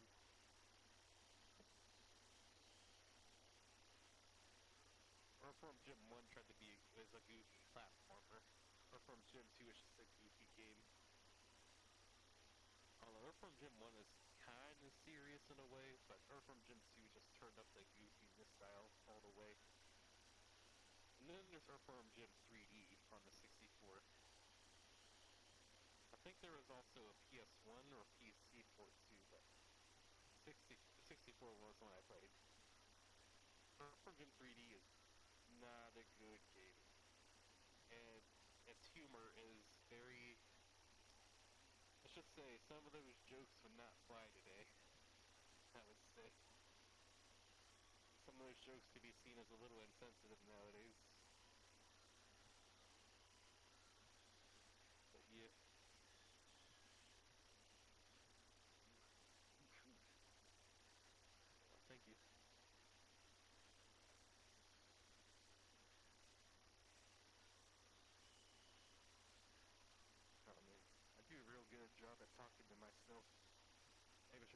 a one-man comedy show.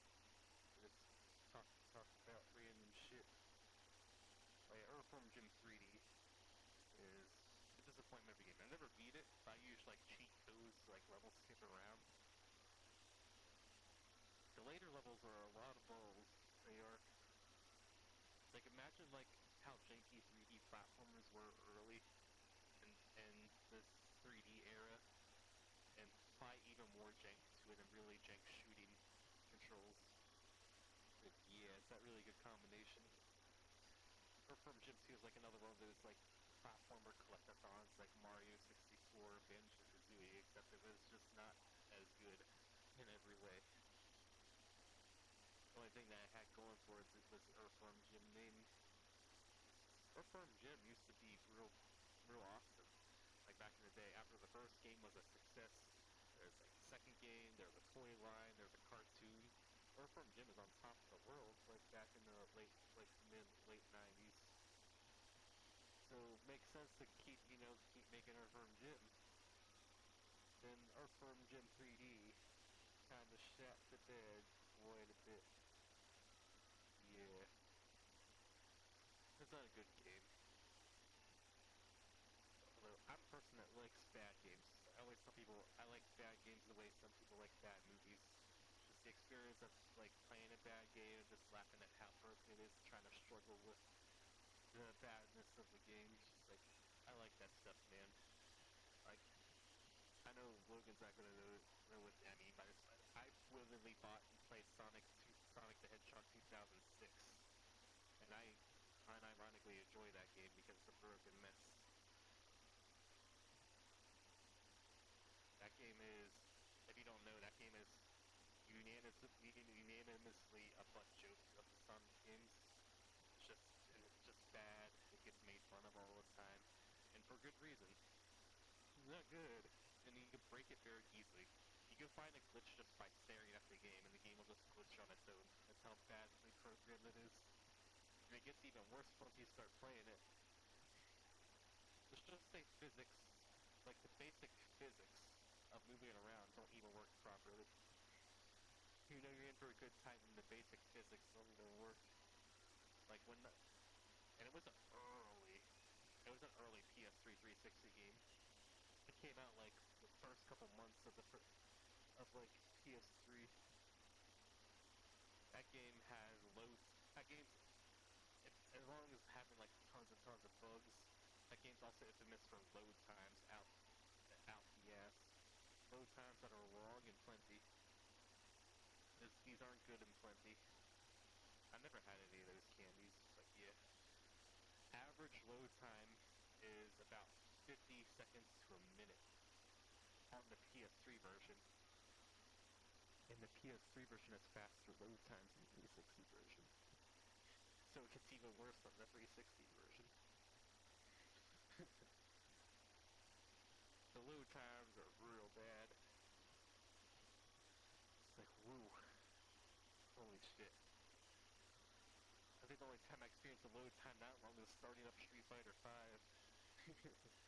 Street Fighter V takes a long time to load when you boot it up. I probably sit my controller down, get out the kitchen, make myself a sandwich, take a shit. All the time it takes Street Fighter V to load up. That's something that baffles me though. Technology keeps advancing. How comes load times always get in the way at some point? At least next gen, the PS5, Xbox Series X, seems like load times are going to become, infrequent. At least, like, I think the thing that, I don't really remember too much, but I remember, like, the Ratchet & Clank trailer for PS5. Like, they were seamlessly, well, more or less seamlessly. You can tell there's some couple hiccups here and there, transitioning, like, between the rift stuff. Like, going to the different rifts, going to the different parts of the levels and shit. Hopefully that means, well, that also helps out the PS5 and Xbox Series X have, like, SSDs built into them now. So that helps with loading, too. So they're, like, prioritized for, like, fast loading, I would assume. I mean, it's only a terabyte of storage, though. I say only, but 1 terabyte SSD ain't cheap. That's just gonna run you like $220 to $250. SSDs ain't cheap. So yeah, if you want more storage, you're gonna gotta shell out. Let's see if you like shuffling your save data and deleting games every so often. Remember when memory cards in the PS2, GameCube, Xbox era? I don't think those memory cards were no $220. I don't know how good those memory cards were, forget. I guess it largely depends on the game, because different games like took up different save slot size and shit. But yeah. I don't remember like memory cards being like that much. Like a memory card was good for like 20, well, depends on what you played, but like average PS2 memory card is good for maybe about like 20-ish games, I'd say. I mean, that's about like that's what a 1 terabyte PS4 can get you now. Like I have about 20 or 30 games on my PS4 and I have the 1 terabyte model. Space fills up real fast. I mean, it doesn't help that companies like make loaded code. That's usually the culprit, is that loaded code and inefficient code loads the game. The game has to process more. Yeah, fucking bunch of shit. That's why it's important to be efficient in your code and everything. I don't want to get too much into the code because I'm going to be a nerd. A big old fat nerd.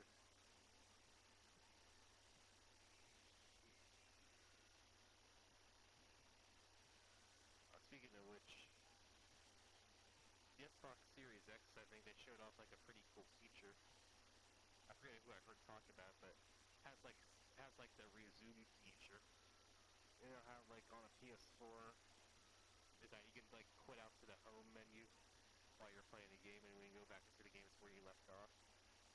I don't know if the PS5 is going to do it, but on the Xbox Series X, apparently the Xbox Series X can do that for multiple games. Like you can have like a suspend point like on like 5 or 6 different games, so when you switch games it'll just be like right where you stop. I don't know if it keeps between power on and power off, but as long as the power is on, like you just have like multiple. That probably takes up a lot of memory too though. Like memory and data. Like keeping like suspended data for like 5 or 6 different games or more. I don't know how good the console's going to run if it's like holding the data of like 5 or 6 games. But we'll see. But it's still a cool feature though. Because right now, I don't know how Xbox consoles work. I haven't had an Xbox console since the 360. But at least on PS4 and Switch, it works on the Switch too. You just hit the home button, go out to the menu, you can do menu shit.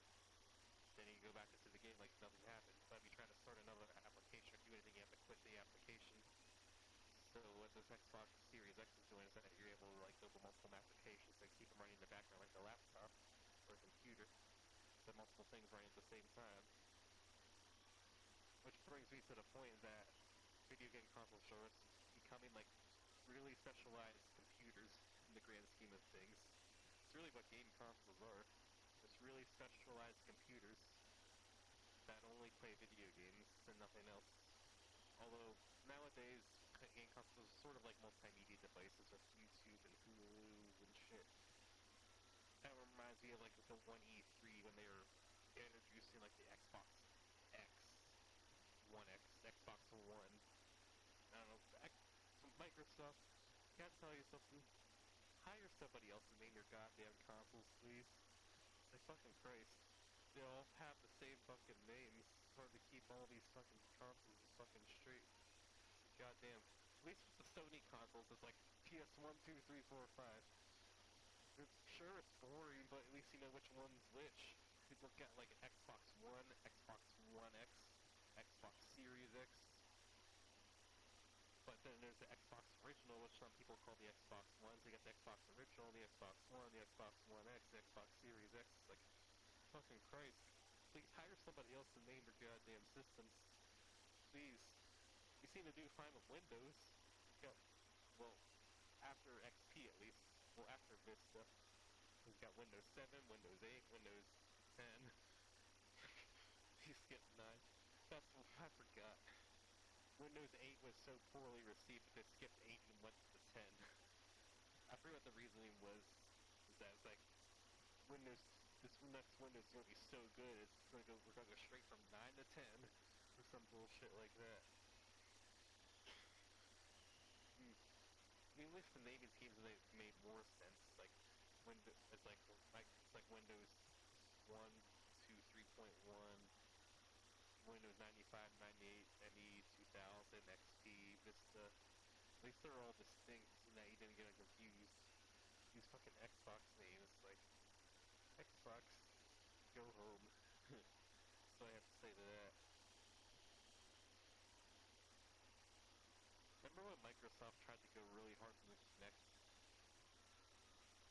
And when PlayStation tried to go really hard on the PlayStation Move? Because they were just trying to copy the Wii and how good it did. Yeah. Who remembers the Kinect and the PlayStation Move now? Remember, like, the Kinect was, like, integrated into the Xbox One, and people were complaining about that shit to no end. It's like, yeah, I would too, because there's no way to turn off the Kinect. It's, like, always on. There's no way to disable it or turn it off. So you just have, like, your Xbox spying on you while you're naked jerking it in the corner when you're not playing it. It's like, good job, Microsoft, you get to watch me jerking in the corner. I don't know.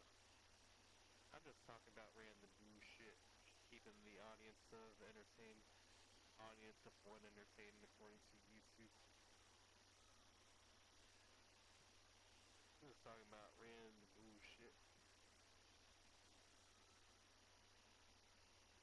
You know what's really cool? When a game has rich defensive mechanics, I know we talked about this when we were talking about fighting games a bit, but rich defensive mechanics, like, help a lot. So, like, offensive pressure is good. You don't want to be crippled on offense, but being crippled on defense is real not good either. Like, how do you feel like somebody's, like, in your face and you got literally nothing you can do about it other than guessing? That's why the parry in Street Fighter 3 is, like, a really good system. It gives you a way to stop somebody's offense if you're good enough. If you know what's coming, or you just got, like, a read on your opponent, you can just stop that offense. I'm getting a phone call. I know Solid Snake's calling me. Oh, no. Hello.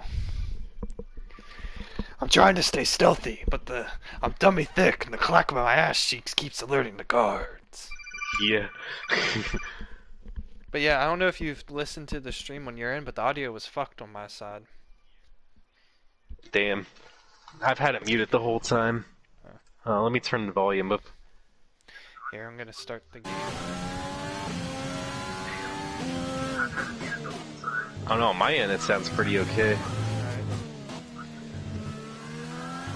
Maybe it's just because I was on data in the bathroom.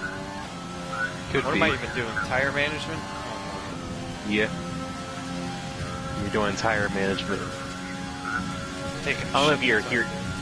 I don't know if you're hearing me talk about random shit, but I was going. I caught you at the end talking about fighting games. Yeah. I did not shut up for the whole time you were pooping. I just trying to think of stuff to talk about. What else did you talk about? I don't even remember. If you can believe me. Sometimes I just talk about shit and I forget it. I don't know if you had those moments. I was just spitting stuff out to try to keep the dead air away. I think I was talking about Earthworm Jim at some point. Like console differences. Yeah. This Xbox, the new Xbox and the PlayStation systems, I think those are some of the stuff I talked about. Sony's gonna buy Earthworm Jim. Unlikely, but I can hope. There is going to be a new Earthworm Jim game, apparently. It's gonna be for like a console nobody's gonna buy though, but still. Google Stadia. No. I forget what the console's called. Let me look it up really quick. Program. It's coming out on like some weird console nobody's gonna buy. The Intellivision Amico.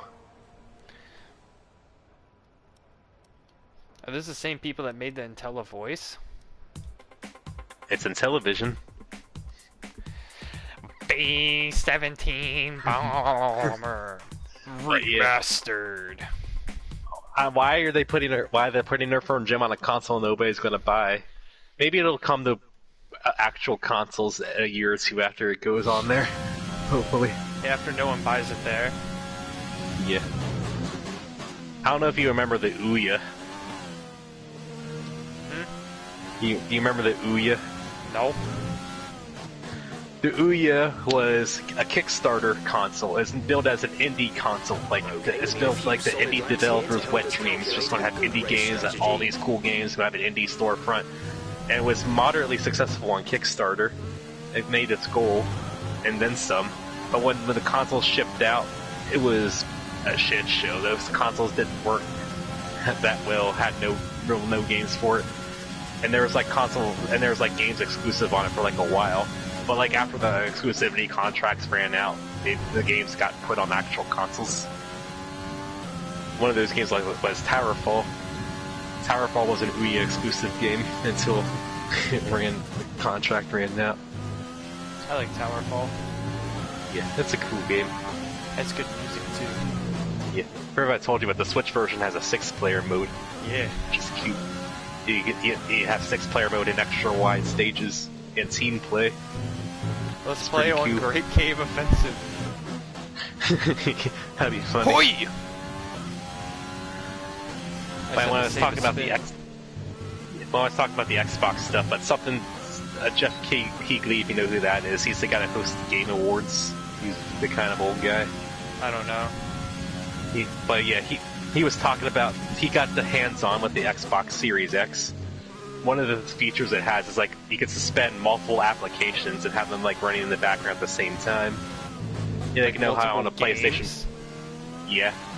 You know, like on a PS4, like you go back to the home menu, you can do some shit and go back. Yeah. On the Xbox Series X, you can do that with multiple games. So, like, it'll save a snapshot of like each game that you're playing, and you can just like swap between games seamlessly, and it'll pick up like right where you were. Okay, super job so far. The only problem with that is that's going to take up a lot of memory and performance if you have a lot of games running. That's why I'm wondering if it works between power-offs or if it's only while the console's on. My question is, why do you need multiple games running at one time? I don't know. Somebody will find a use for it. Now, just equivalent it to like a laptop or a computer, like how you have multiple. You can just have all multiple shits running at the same time. You know, it would be an awesome thing if they made a new Fortune Street. We can all buy these consoles, and we'll all have our own racing league on F1 and Fortune Street, and we'll play them at the same time. So when it's your turn in Fortune Street, you have to go AI car. That'd be funny. I don't know, Sony hasn't announced what features it'll have. I hope a PS5 would have like something similar. It'd be cool. That just makes me wonder, like, if you start like stacking like games and shit, like that's going to take up a lot of memory and space. Wonder if the console's performance is going to suffer once you start like stacking like 5 or 6 games in suspended mode. It's like how your computer starts chugging if you have like a lot of shit at the same time.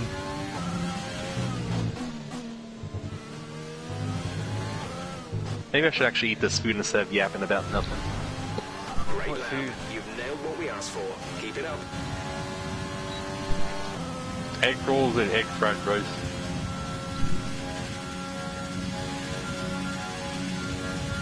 Egg fried rice.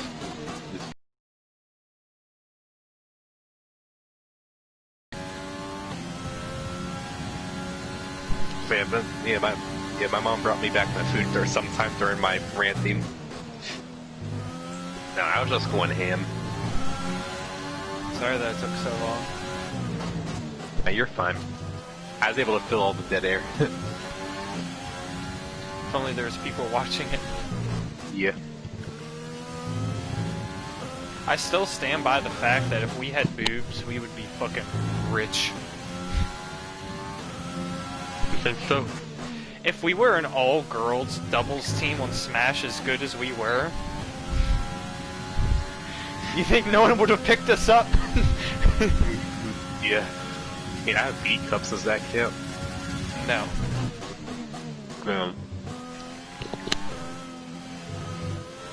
I know back in Infinite Warfare, they tried an all-female COD league. So that didn't go over well. It should have, honestly. It was well constructed, and the play was good. The only bad thing was that like there was two teams that were clearly better. Job so far, we're getting great data. Stay focused. There were two chicks that actually have competitive COD experience with everyone else since Black Ops 2, and they were on a team together. So we're just kind of there, played. Yeah, they weren't like super dominant, but like just they were like the tipping point, you know. Yeah.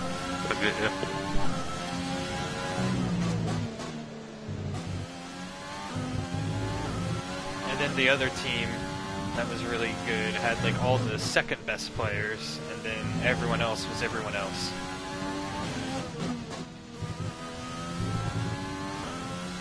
There was turned into Mercedes versus Red Bull. Yeah, you had Mercedes, Red Bull, and Williams. Yeah. Everybody's Williams. Everything goes, even Williams. Chinese.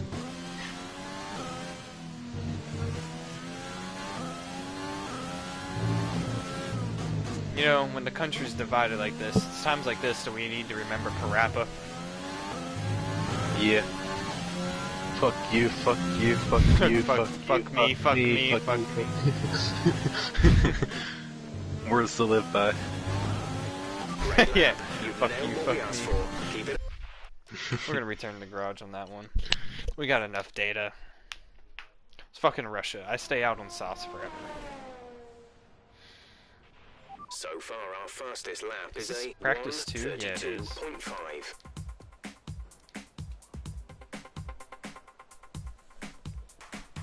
Just don't forget to switch to your wet setup when you go to qualified. Oh, I won't.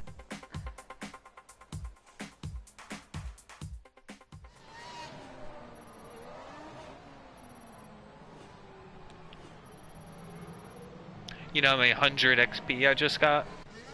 The session has 7. So let's review our top 3. 7. Hamilton and Esteban. 7. What an incredible practice session. The two The fun Haas's doesn't stop here, bringing though. up the Join rear. us again as the rest of the weekend unfolds. They suck.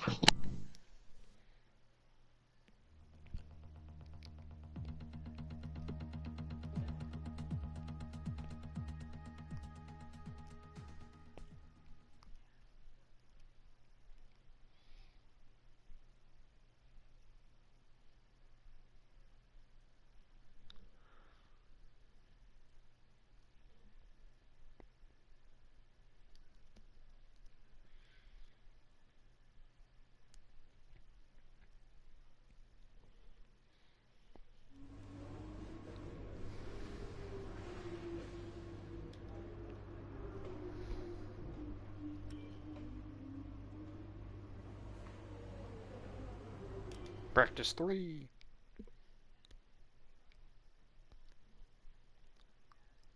Practice 3 is where the magic happens.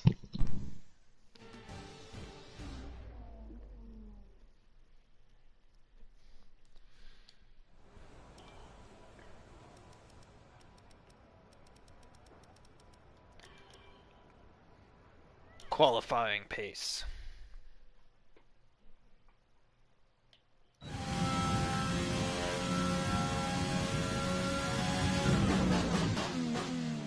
Qualify. You're gonna practice qualifying good.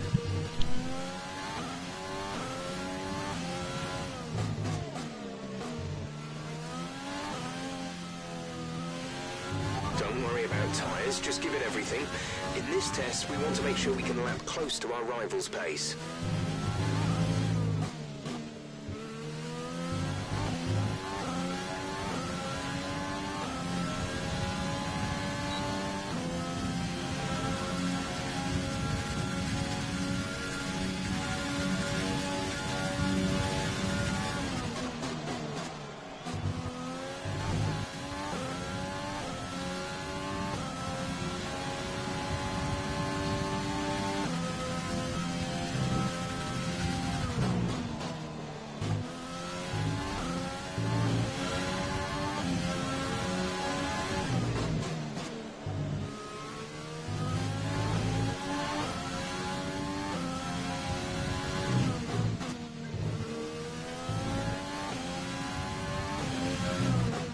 I think you're gonna make it. Me too.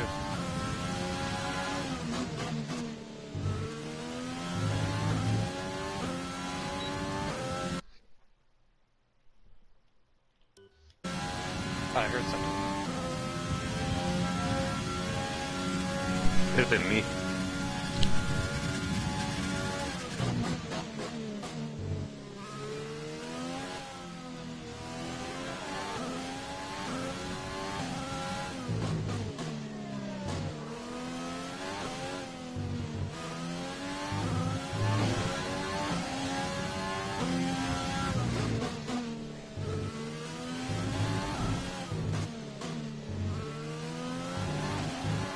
Okay, test complete, and that was a very good...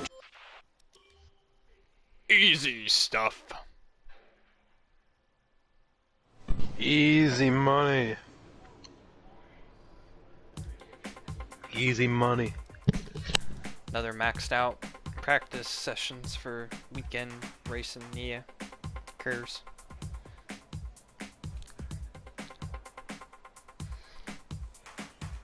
Just don't forget to switch to your wet setup. Wet setup. Doug, when have I ever forgot to switch my setup?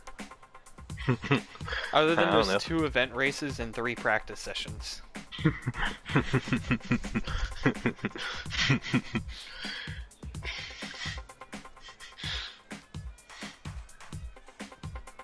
I need to get the team principal on the line. Mike, Yeah. I don't think he's here. Damn.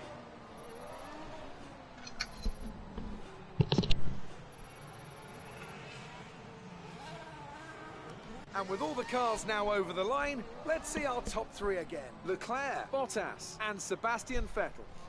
And if today's practice is anything to go by, we're in for an exceptional weekend of Formula One.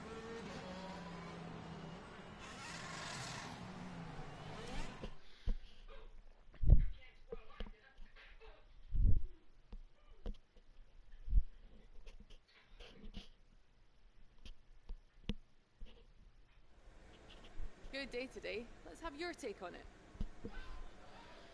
I'm gonna qualify real good, I feel it in my bones. Does the car have enough reliability to... Oh, we get that question a lot. How do you feel about this team's performance this season?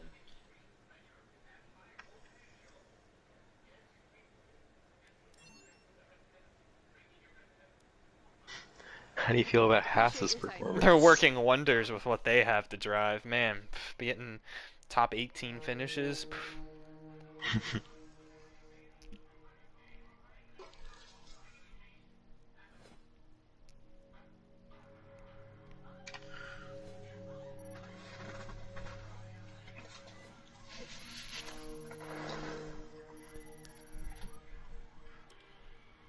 Top 18's not last.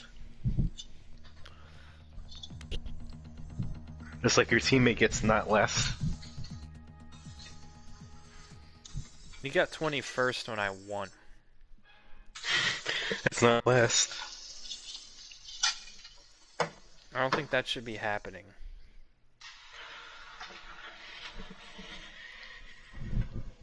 Maybe you're just real good at Singapore. Yes.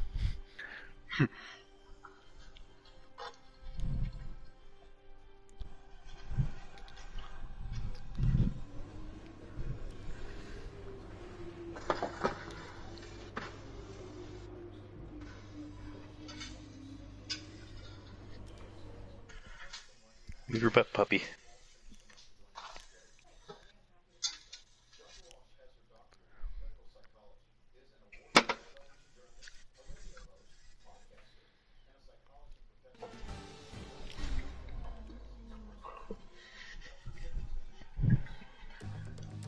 You're gonna get that good qualifying. I feel it.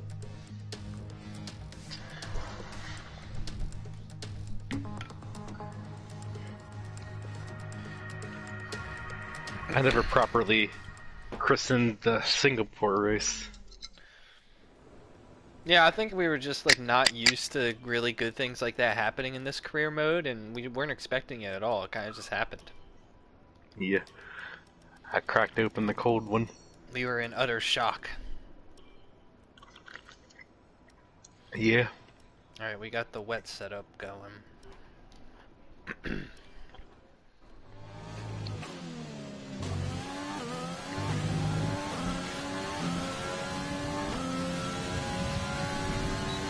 Well, we're getting mugged in a straight line. Damn. We're going 200 miles an hour and we're losing that much time. Damn. You're getting your money stolen.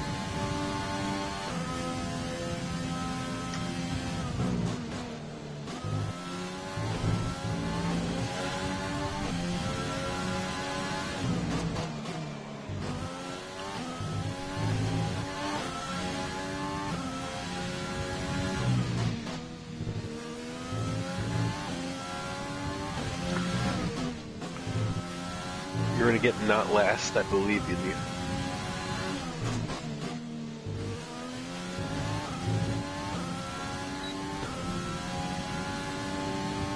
It's alright, we're set up for the race.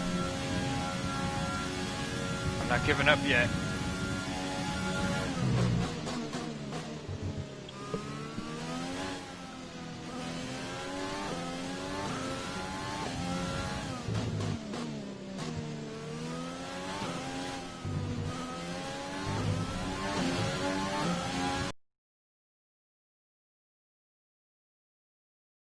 Katie. A little wide on that last corner. Come on. Hit the key. P-17 bomber.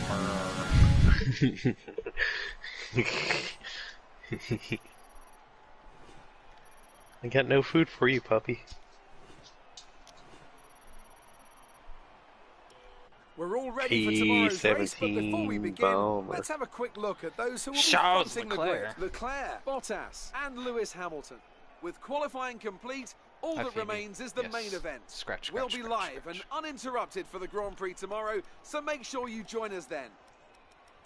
The guys that are third and fourth in points are first and second.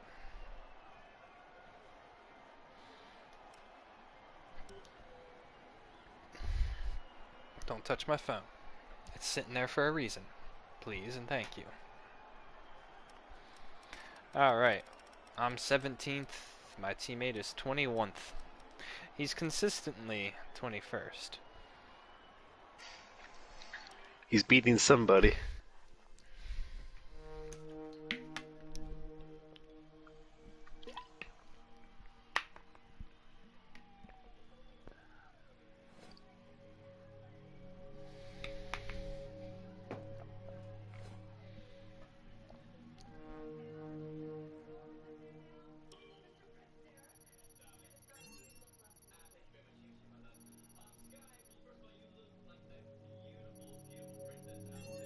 You're beating Lando Norris's ass.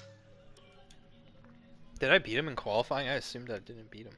I mean, you're winning the rivalry overall. That's what I meant. Yeah, winning a race helped. Yeah.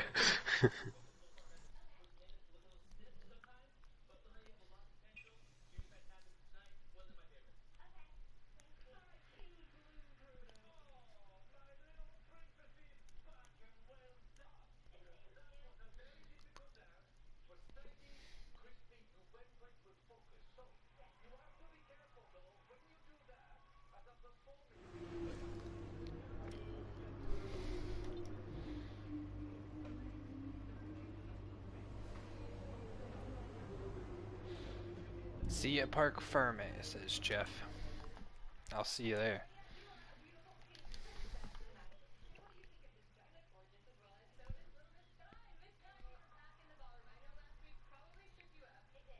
Parc Ferme.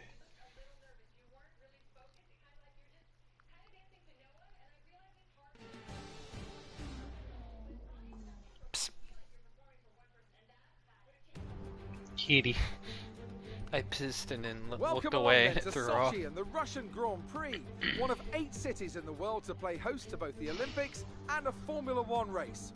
It's a Grand Prix that's proven difficult to crack for anyone beyond the first 2 rows of the grid in recent years, so let's see if that can change today. Well, it's certainly not the best weather out on the Sochi street circuit today. A track that boasts 18 corners, 12 to the right and 6 to the left.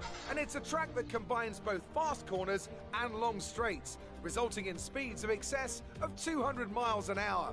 But with these conditions, I think you're going to be able to get another surprised if point we see still. a safety car out there today. Yeah, I'm feeling good about it.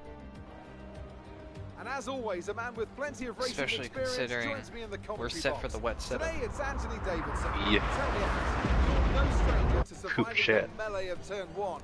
So how do you keep out of trouble when there's so much going on around you? There are 3 main things to worry about there, Crofty. Positioning, awareness, and discipline. First, you have to put your car in a bit of space and make sure you have room to react to what the others are doing. Then you have to watch your mirrors and listen to the sounds around you to get a sense of where everyone is. And finally, just don't get too greedy. You're gonna get Just because 6. a gap exists doesn't always mean you should go for it. It's time to take a look at our starting grid for today's race. Charles Leclerc lines up on pole position, and it's Valtteri Bottas that completes the front row. Considering the rest of the grid, Come on, we engine have penalties. Hamilton, Vettel, Max Verstappen, and Perez, Ricciardo, Sainz, Albon, and Kimi Raikkonen, Norris, Ocon, Antonio Giovinazzi, and Stroll, Kvyat, Gasly, the owner driver, and Kevin Magnussen, Grosjean, Russell, Correa, and Nicholas Latifi. That's it then. It's time Doesn't to go seem like racing there were any. as we head Damn. to trackside for today's race.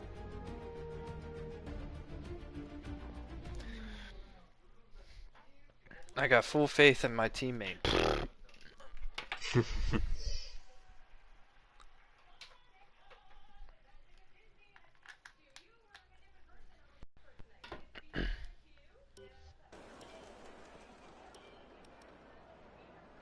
Alright, I'll take the recommended amount of fuel game.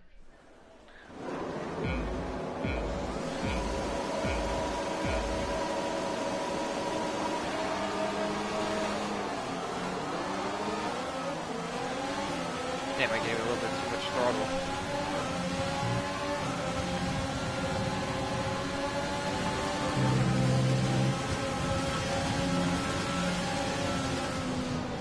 Wow! Wow! What happened up here? I don't care. Yes! Holy damn.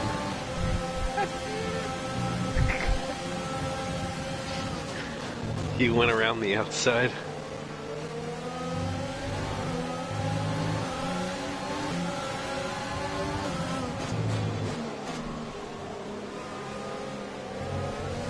That's a lot of Oh, positions. hot. Yeah, so is that.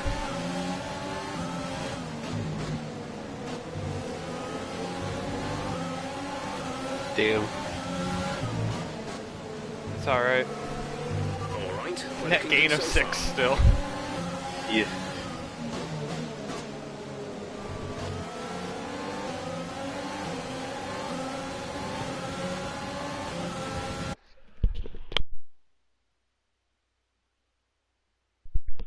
Had to sneeze. Damn sneezing.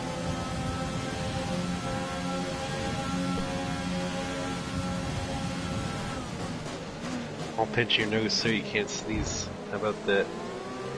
Oh, I make contact with that guy. Damn. No damage. That's good. That's what he gets for being so slow.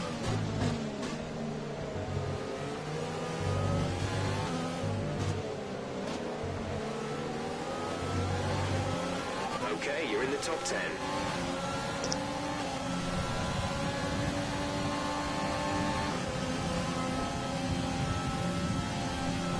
Damn, I get mugged in a straight line though. Damn.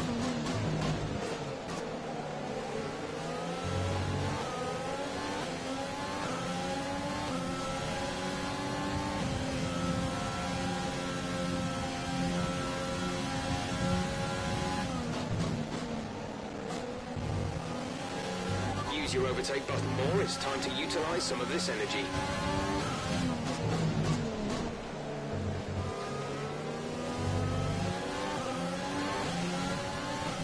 I believe you can get more points. I mean, we're in the points right now. I believe you can get even more points. So do I.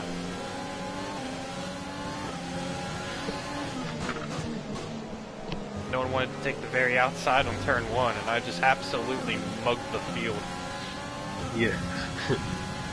He took their lunch money.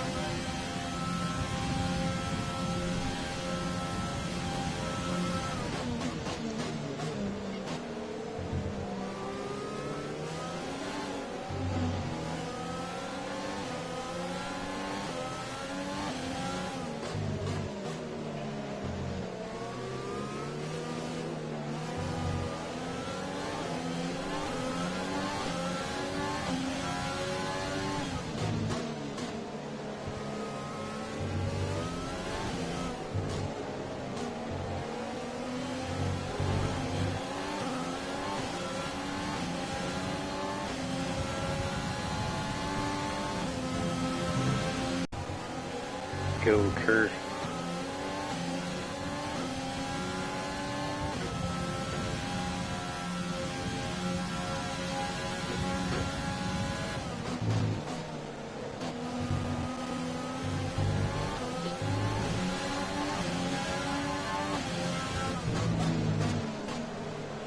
You're keeping up with them.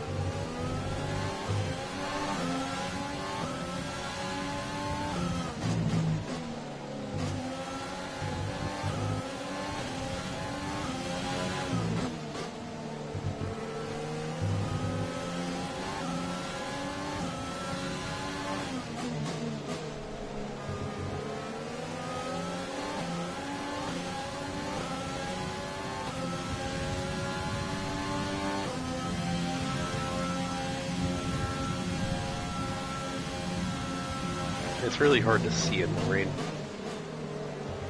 Yeah, it is.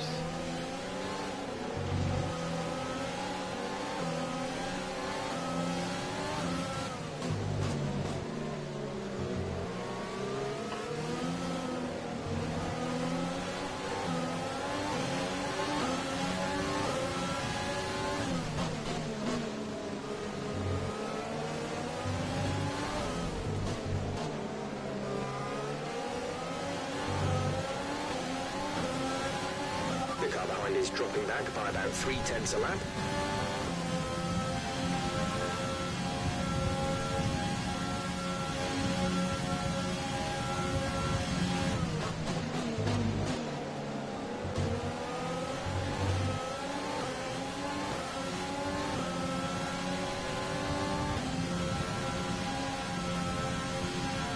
Are you going to need to stop for another set of interest, or can you ride them out?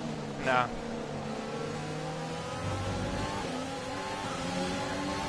I think we're still on the right tyres for the time being. Damn. The rain looks like it's going to be getting much lighter. Is it going over to the dry next up 10 by to the end, or is 15 it going to minutes. stay There wet the should be whole more way? grip, but don't expect a dry track. Inters and wets will probably have It similar calls pace at for the moment. a dry patch at the end, but with this game it's unpredictable. Yeah.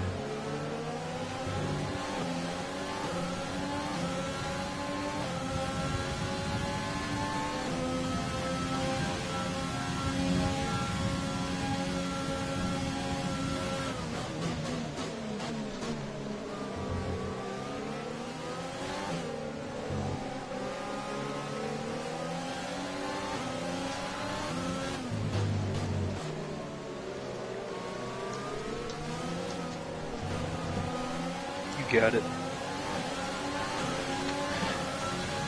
You're gonna get up into at least 6th.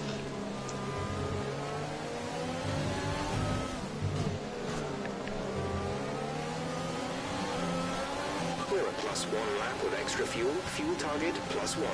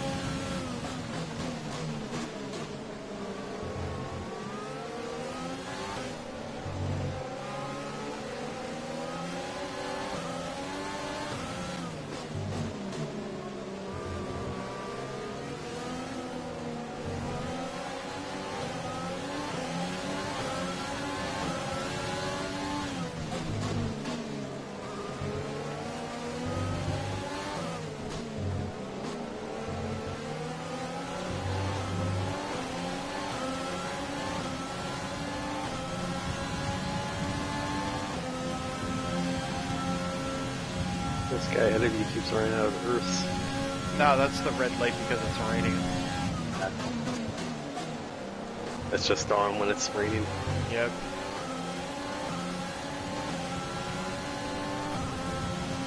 Means, hey, Formula One car here. Yeah. Makes sense.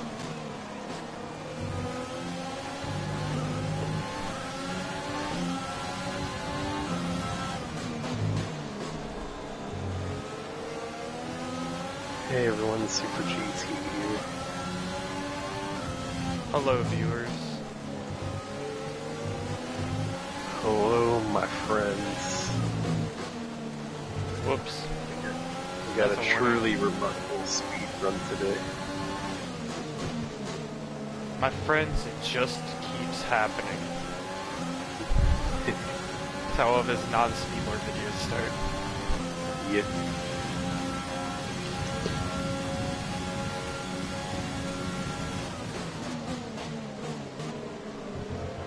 Can we get him? Kick his butt.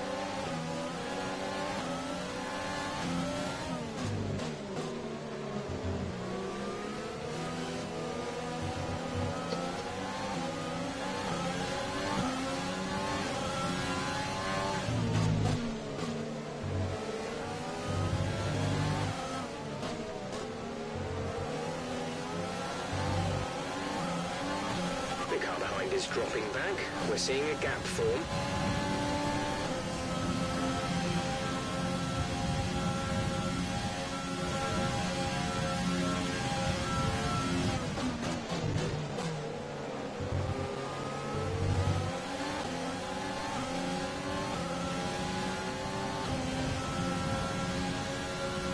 Come on, car, you can make it.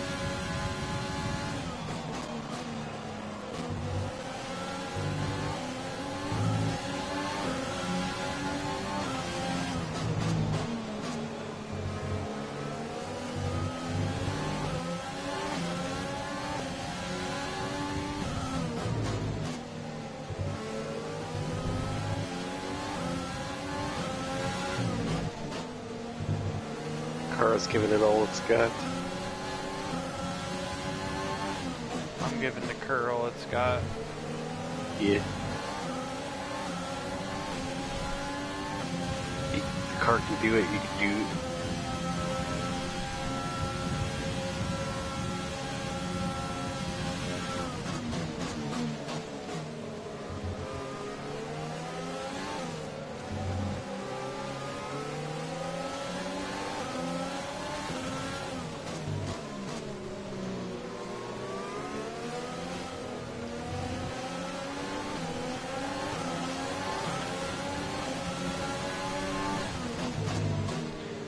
made him go defensive. Yeah, he's gonna lose. He's gonna lose time. We're catching the car ahead, but be aware that these tyres need to last till the end of the race.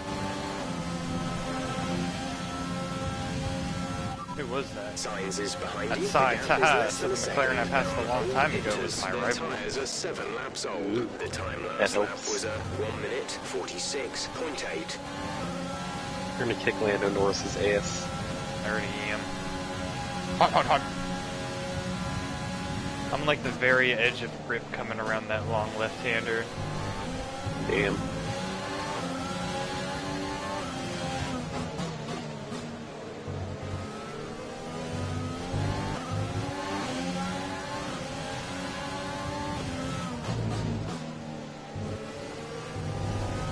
Oh, come on with the warning.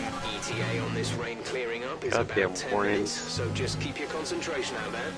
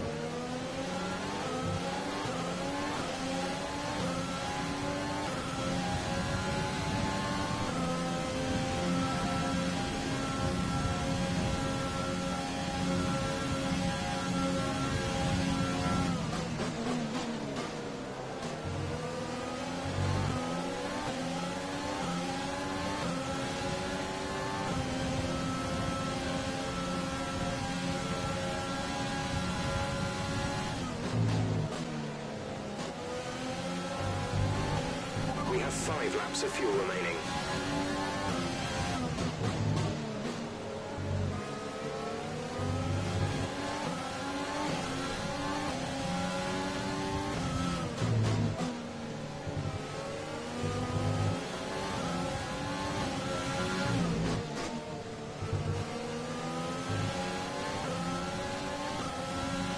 Sorry, I'm not talkative too much. It's a very high concentration race. You're fine. You worry about Royston. Royston Kurz good.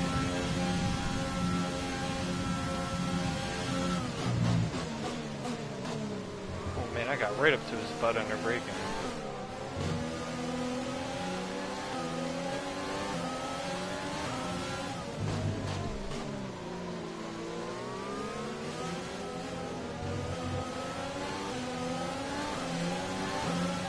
You're sat in P8. Ricardo is ahead of you. Less than a second separate you. They're on old inters. Signs behind. Our gap behind is 1.2 seconds. They're on old inters. The distance to the leader is 13.8 seconds. Pit strategy complete.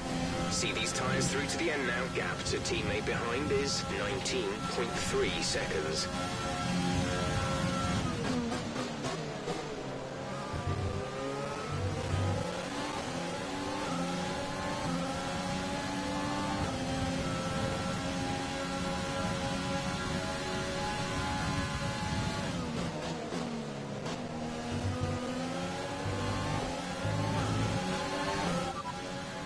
Looks like the weather is going to dry up in about 5 minutes. Inters look like the best tyre for now.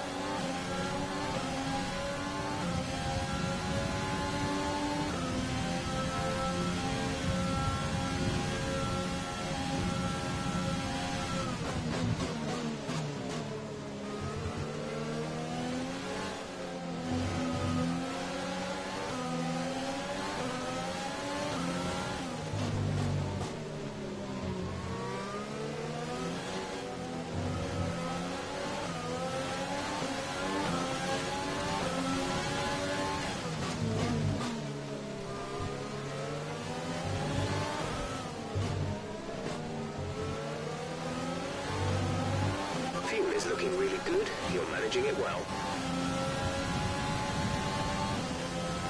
Come on, catch this guy.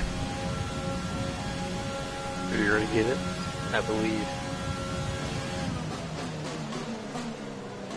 Oh, he really messed up in that corner. He wiggled a little.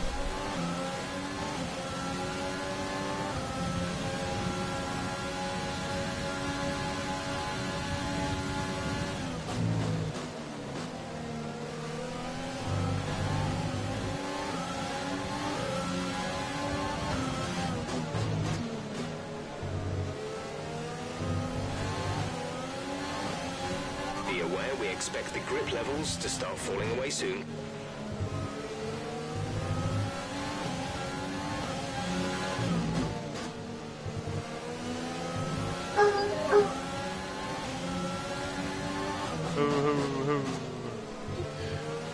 There's 3 laps of fuel remaining. Dog's cheering you on too. You're gonna get it. You're gonna get up to 6th, I believe. At least 6th. Come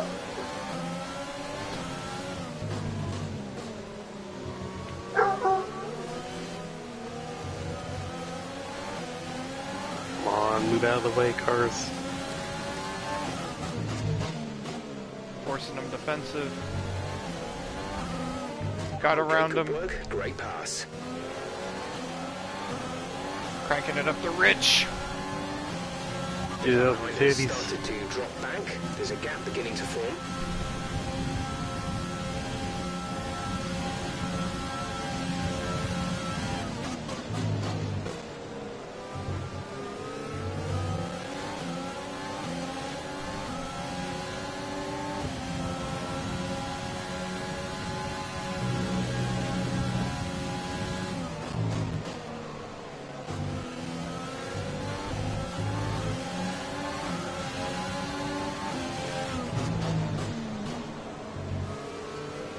Keep managing your tyres.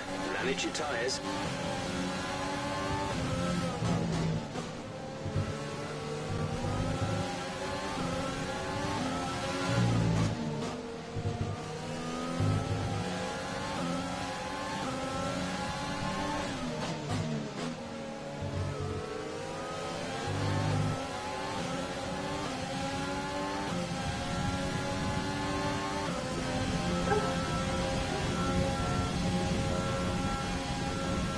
We're looking at another 5, maybe 10 minutes of this rain. This time the rain's lasting longer than it was predicted. Damn. At least you're prepared for it. Yeah, I mean, we prefer the rain, honestly. The only good thing if it dried up would be that some of the teams in front would have to double stack.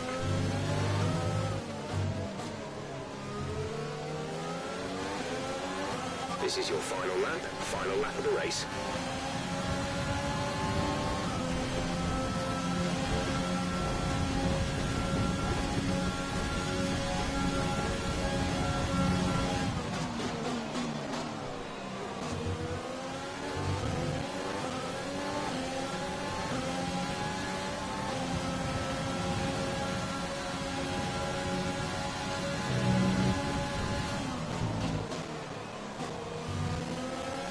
There's only 1 lap of fuel remaining.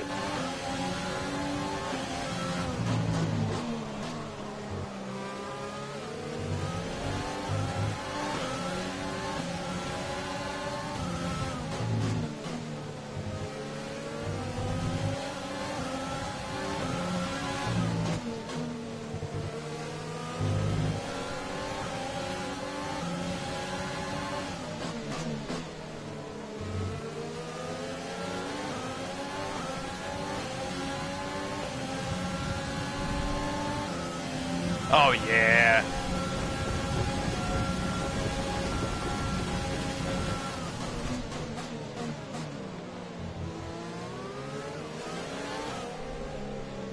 Oh, we're still side by side.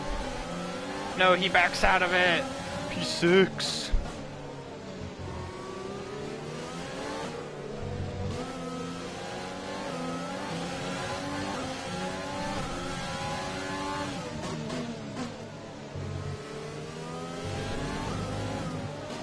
Plus 11 positions from quality. Yaas! That's the end of the race. Good We'll see you in points. Parc Ferme. It's because of the new helmet. Driver of the day.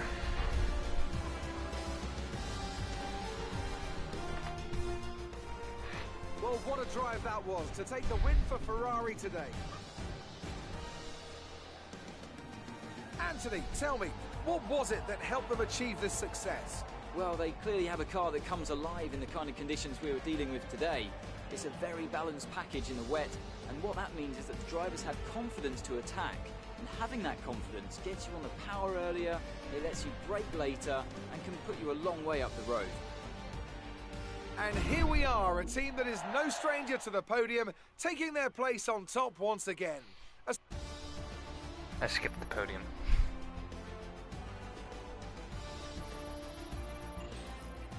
Bump the button.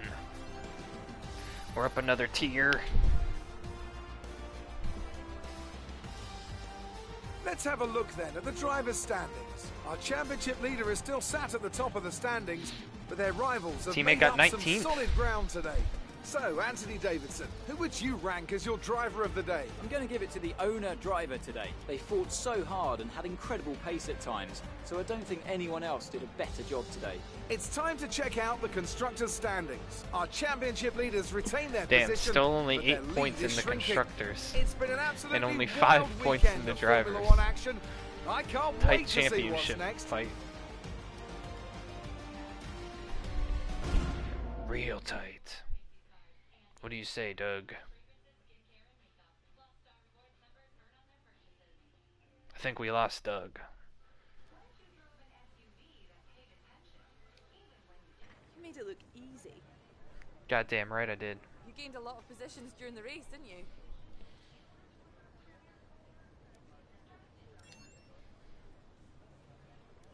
You really looked in control of your car out there. Your team must be thrilled.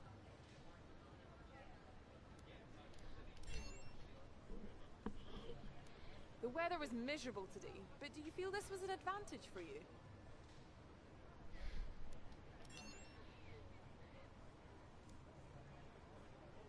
Appreciate your time.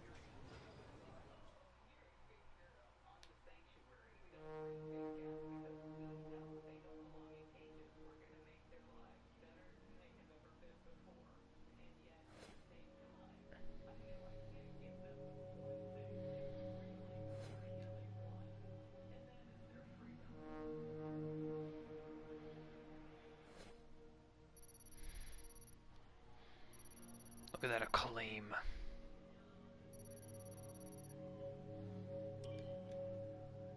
Look at that money.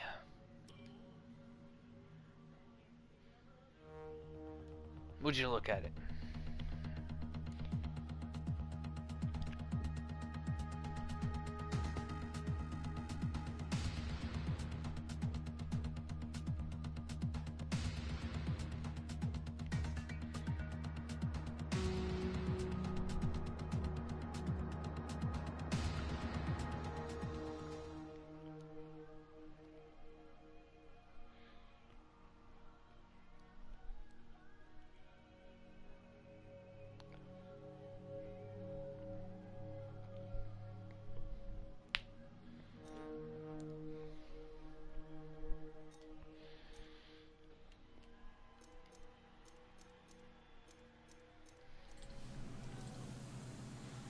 Get some better build time for our aerodynamic parts. That's definitely necessary.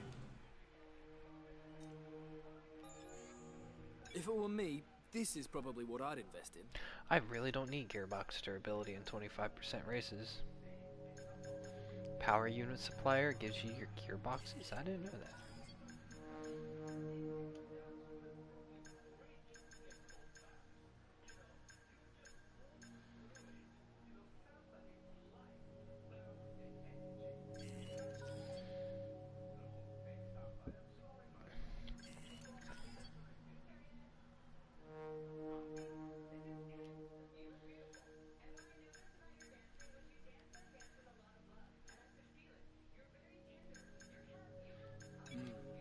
I recommend we could go for something like this.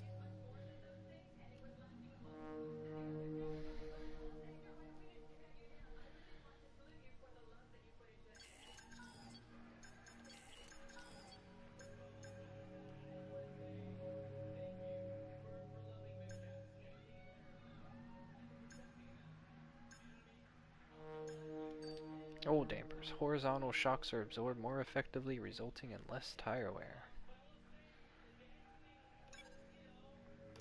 We'll take it.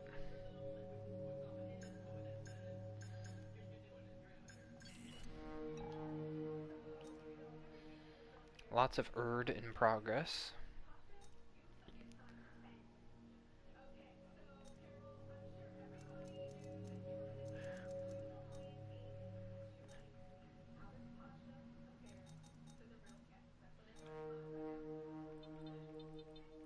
Got 9 days.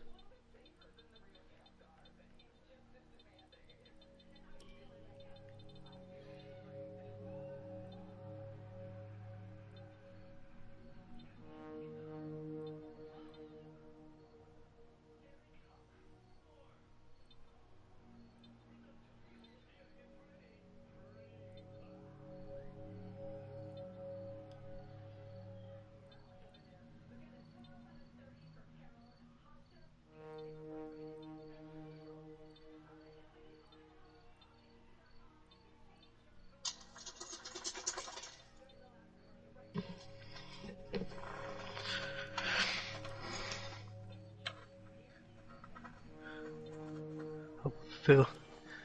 Oh, Phil. Yes, you're a good boy. You still got some good points getting there. Got 6th. Yeah, I called it. 6th. I'm good at guessing today. Alright. Come on, upgrades. I think my upgrades Come came on. through. Yeah. Better car. Okay, we've had the new parts come Wonder how through from good the car is gonna fabrication feel. process. We'll have them with us for the next Grand Prix. My facilities are getting upgraded too. Man, everything's getting better. You'll be all set for Japan.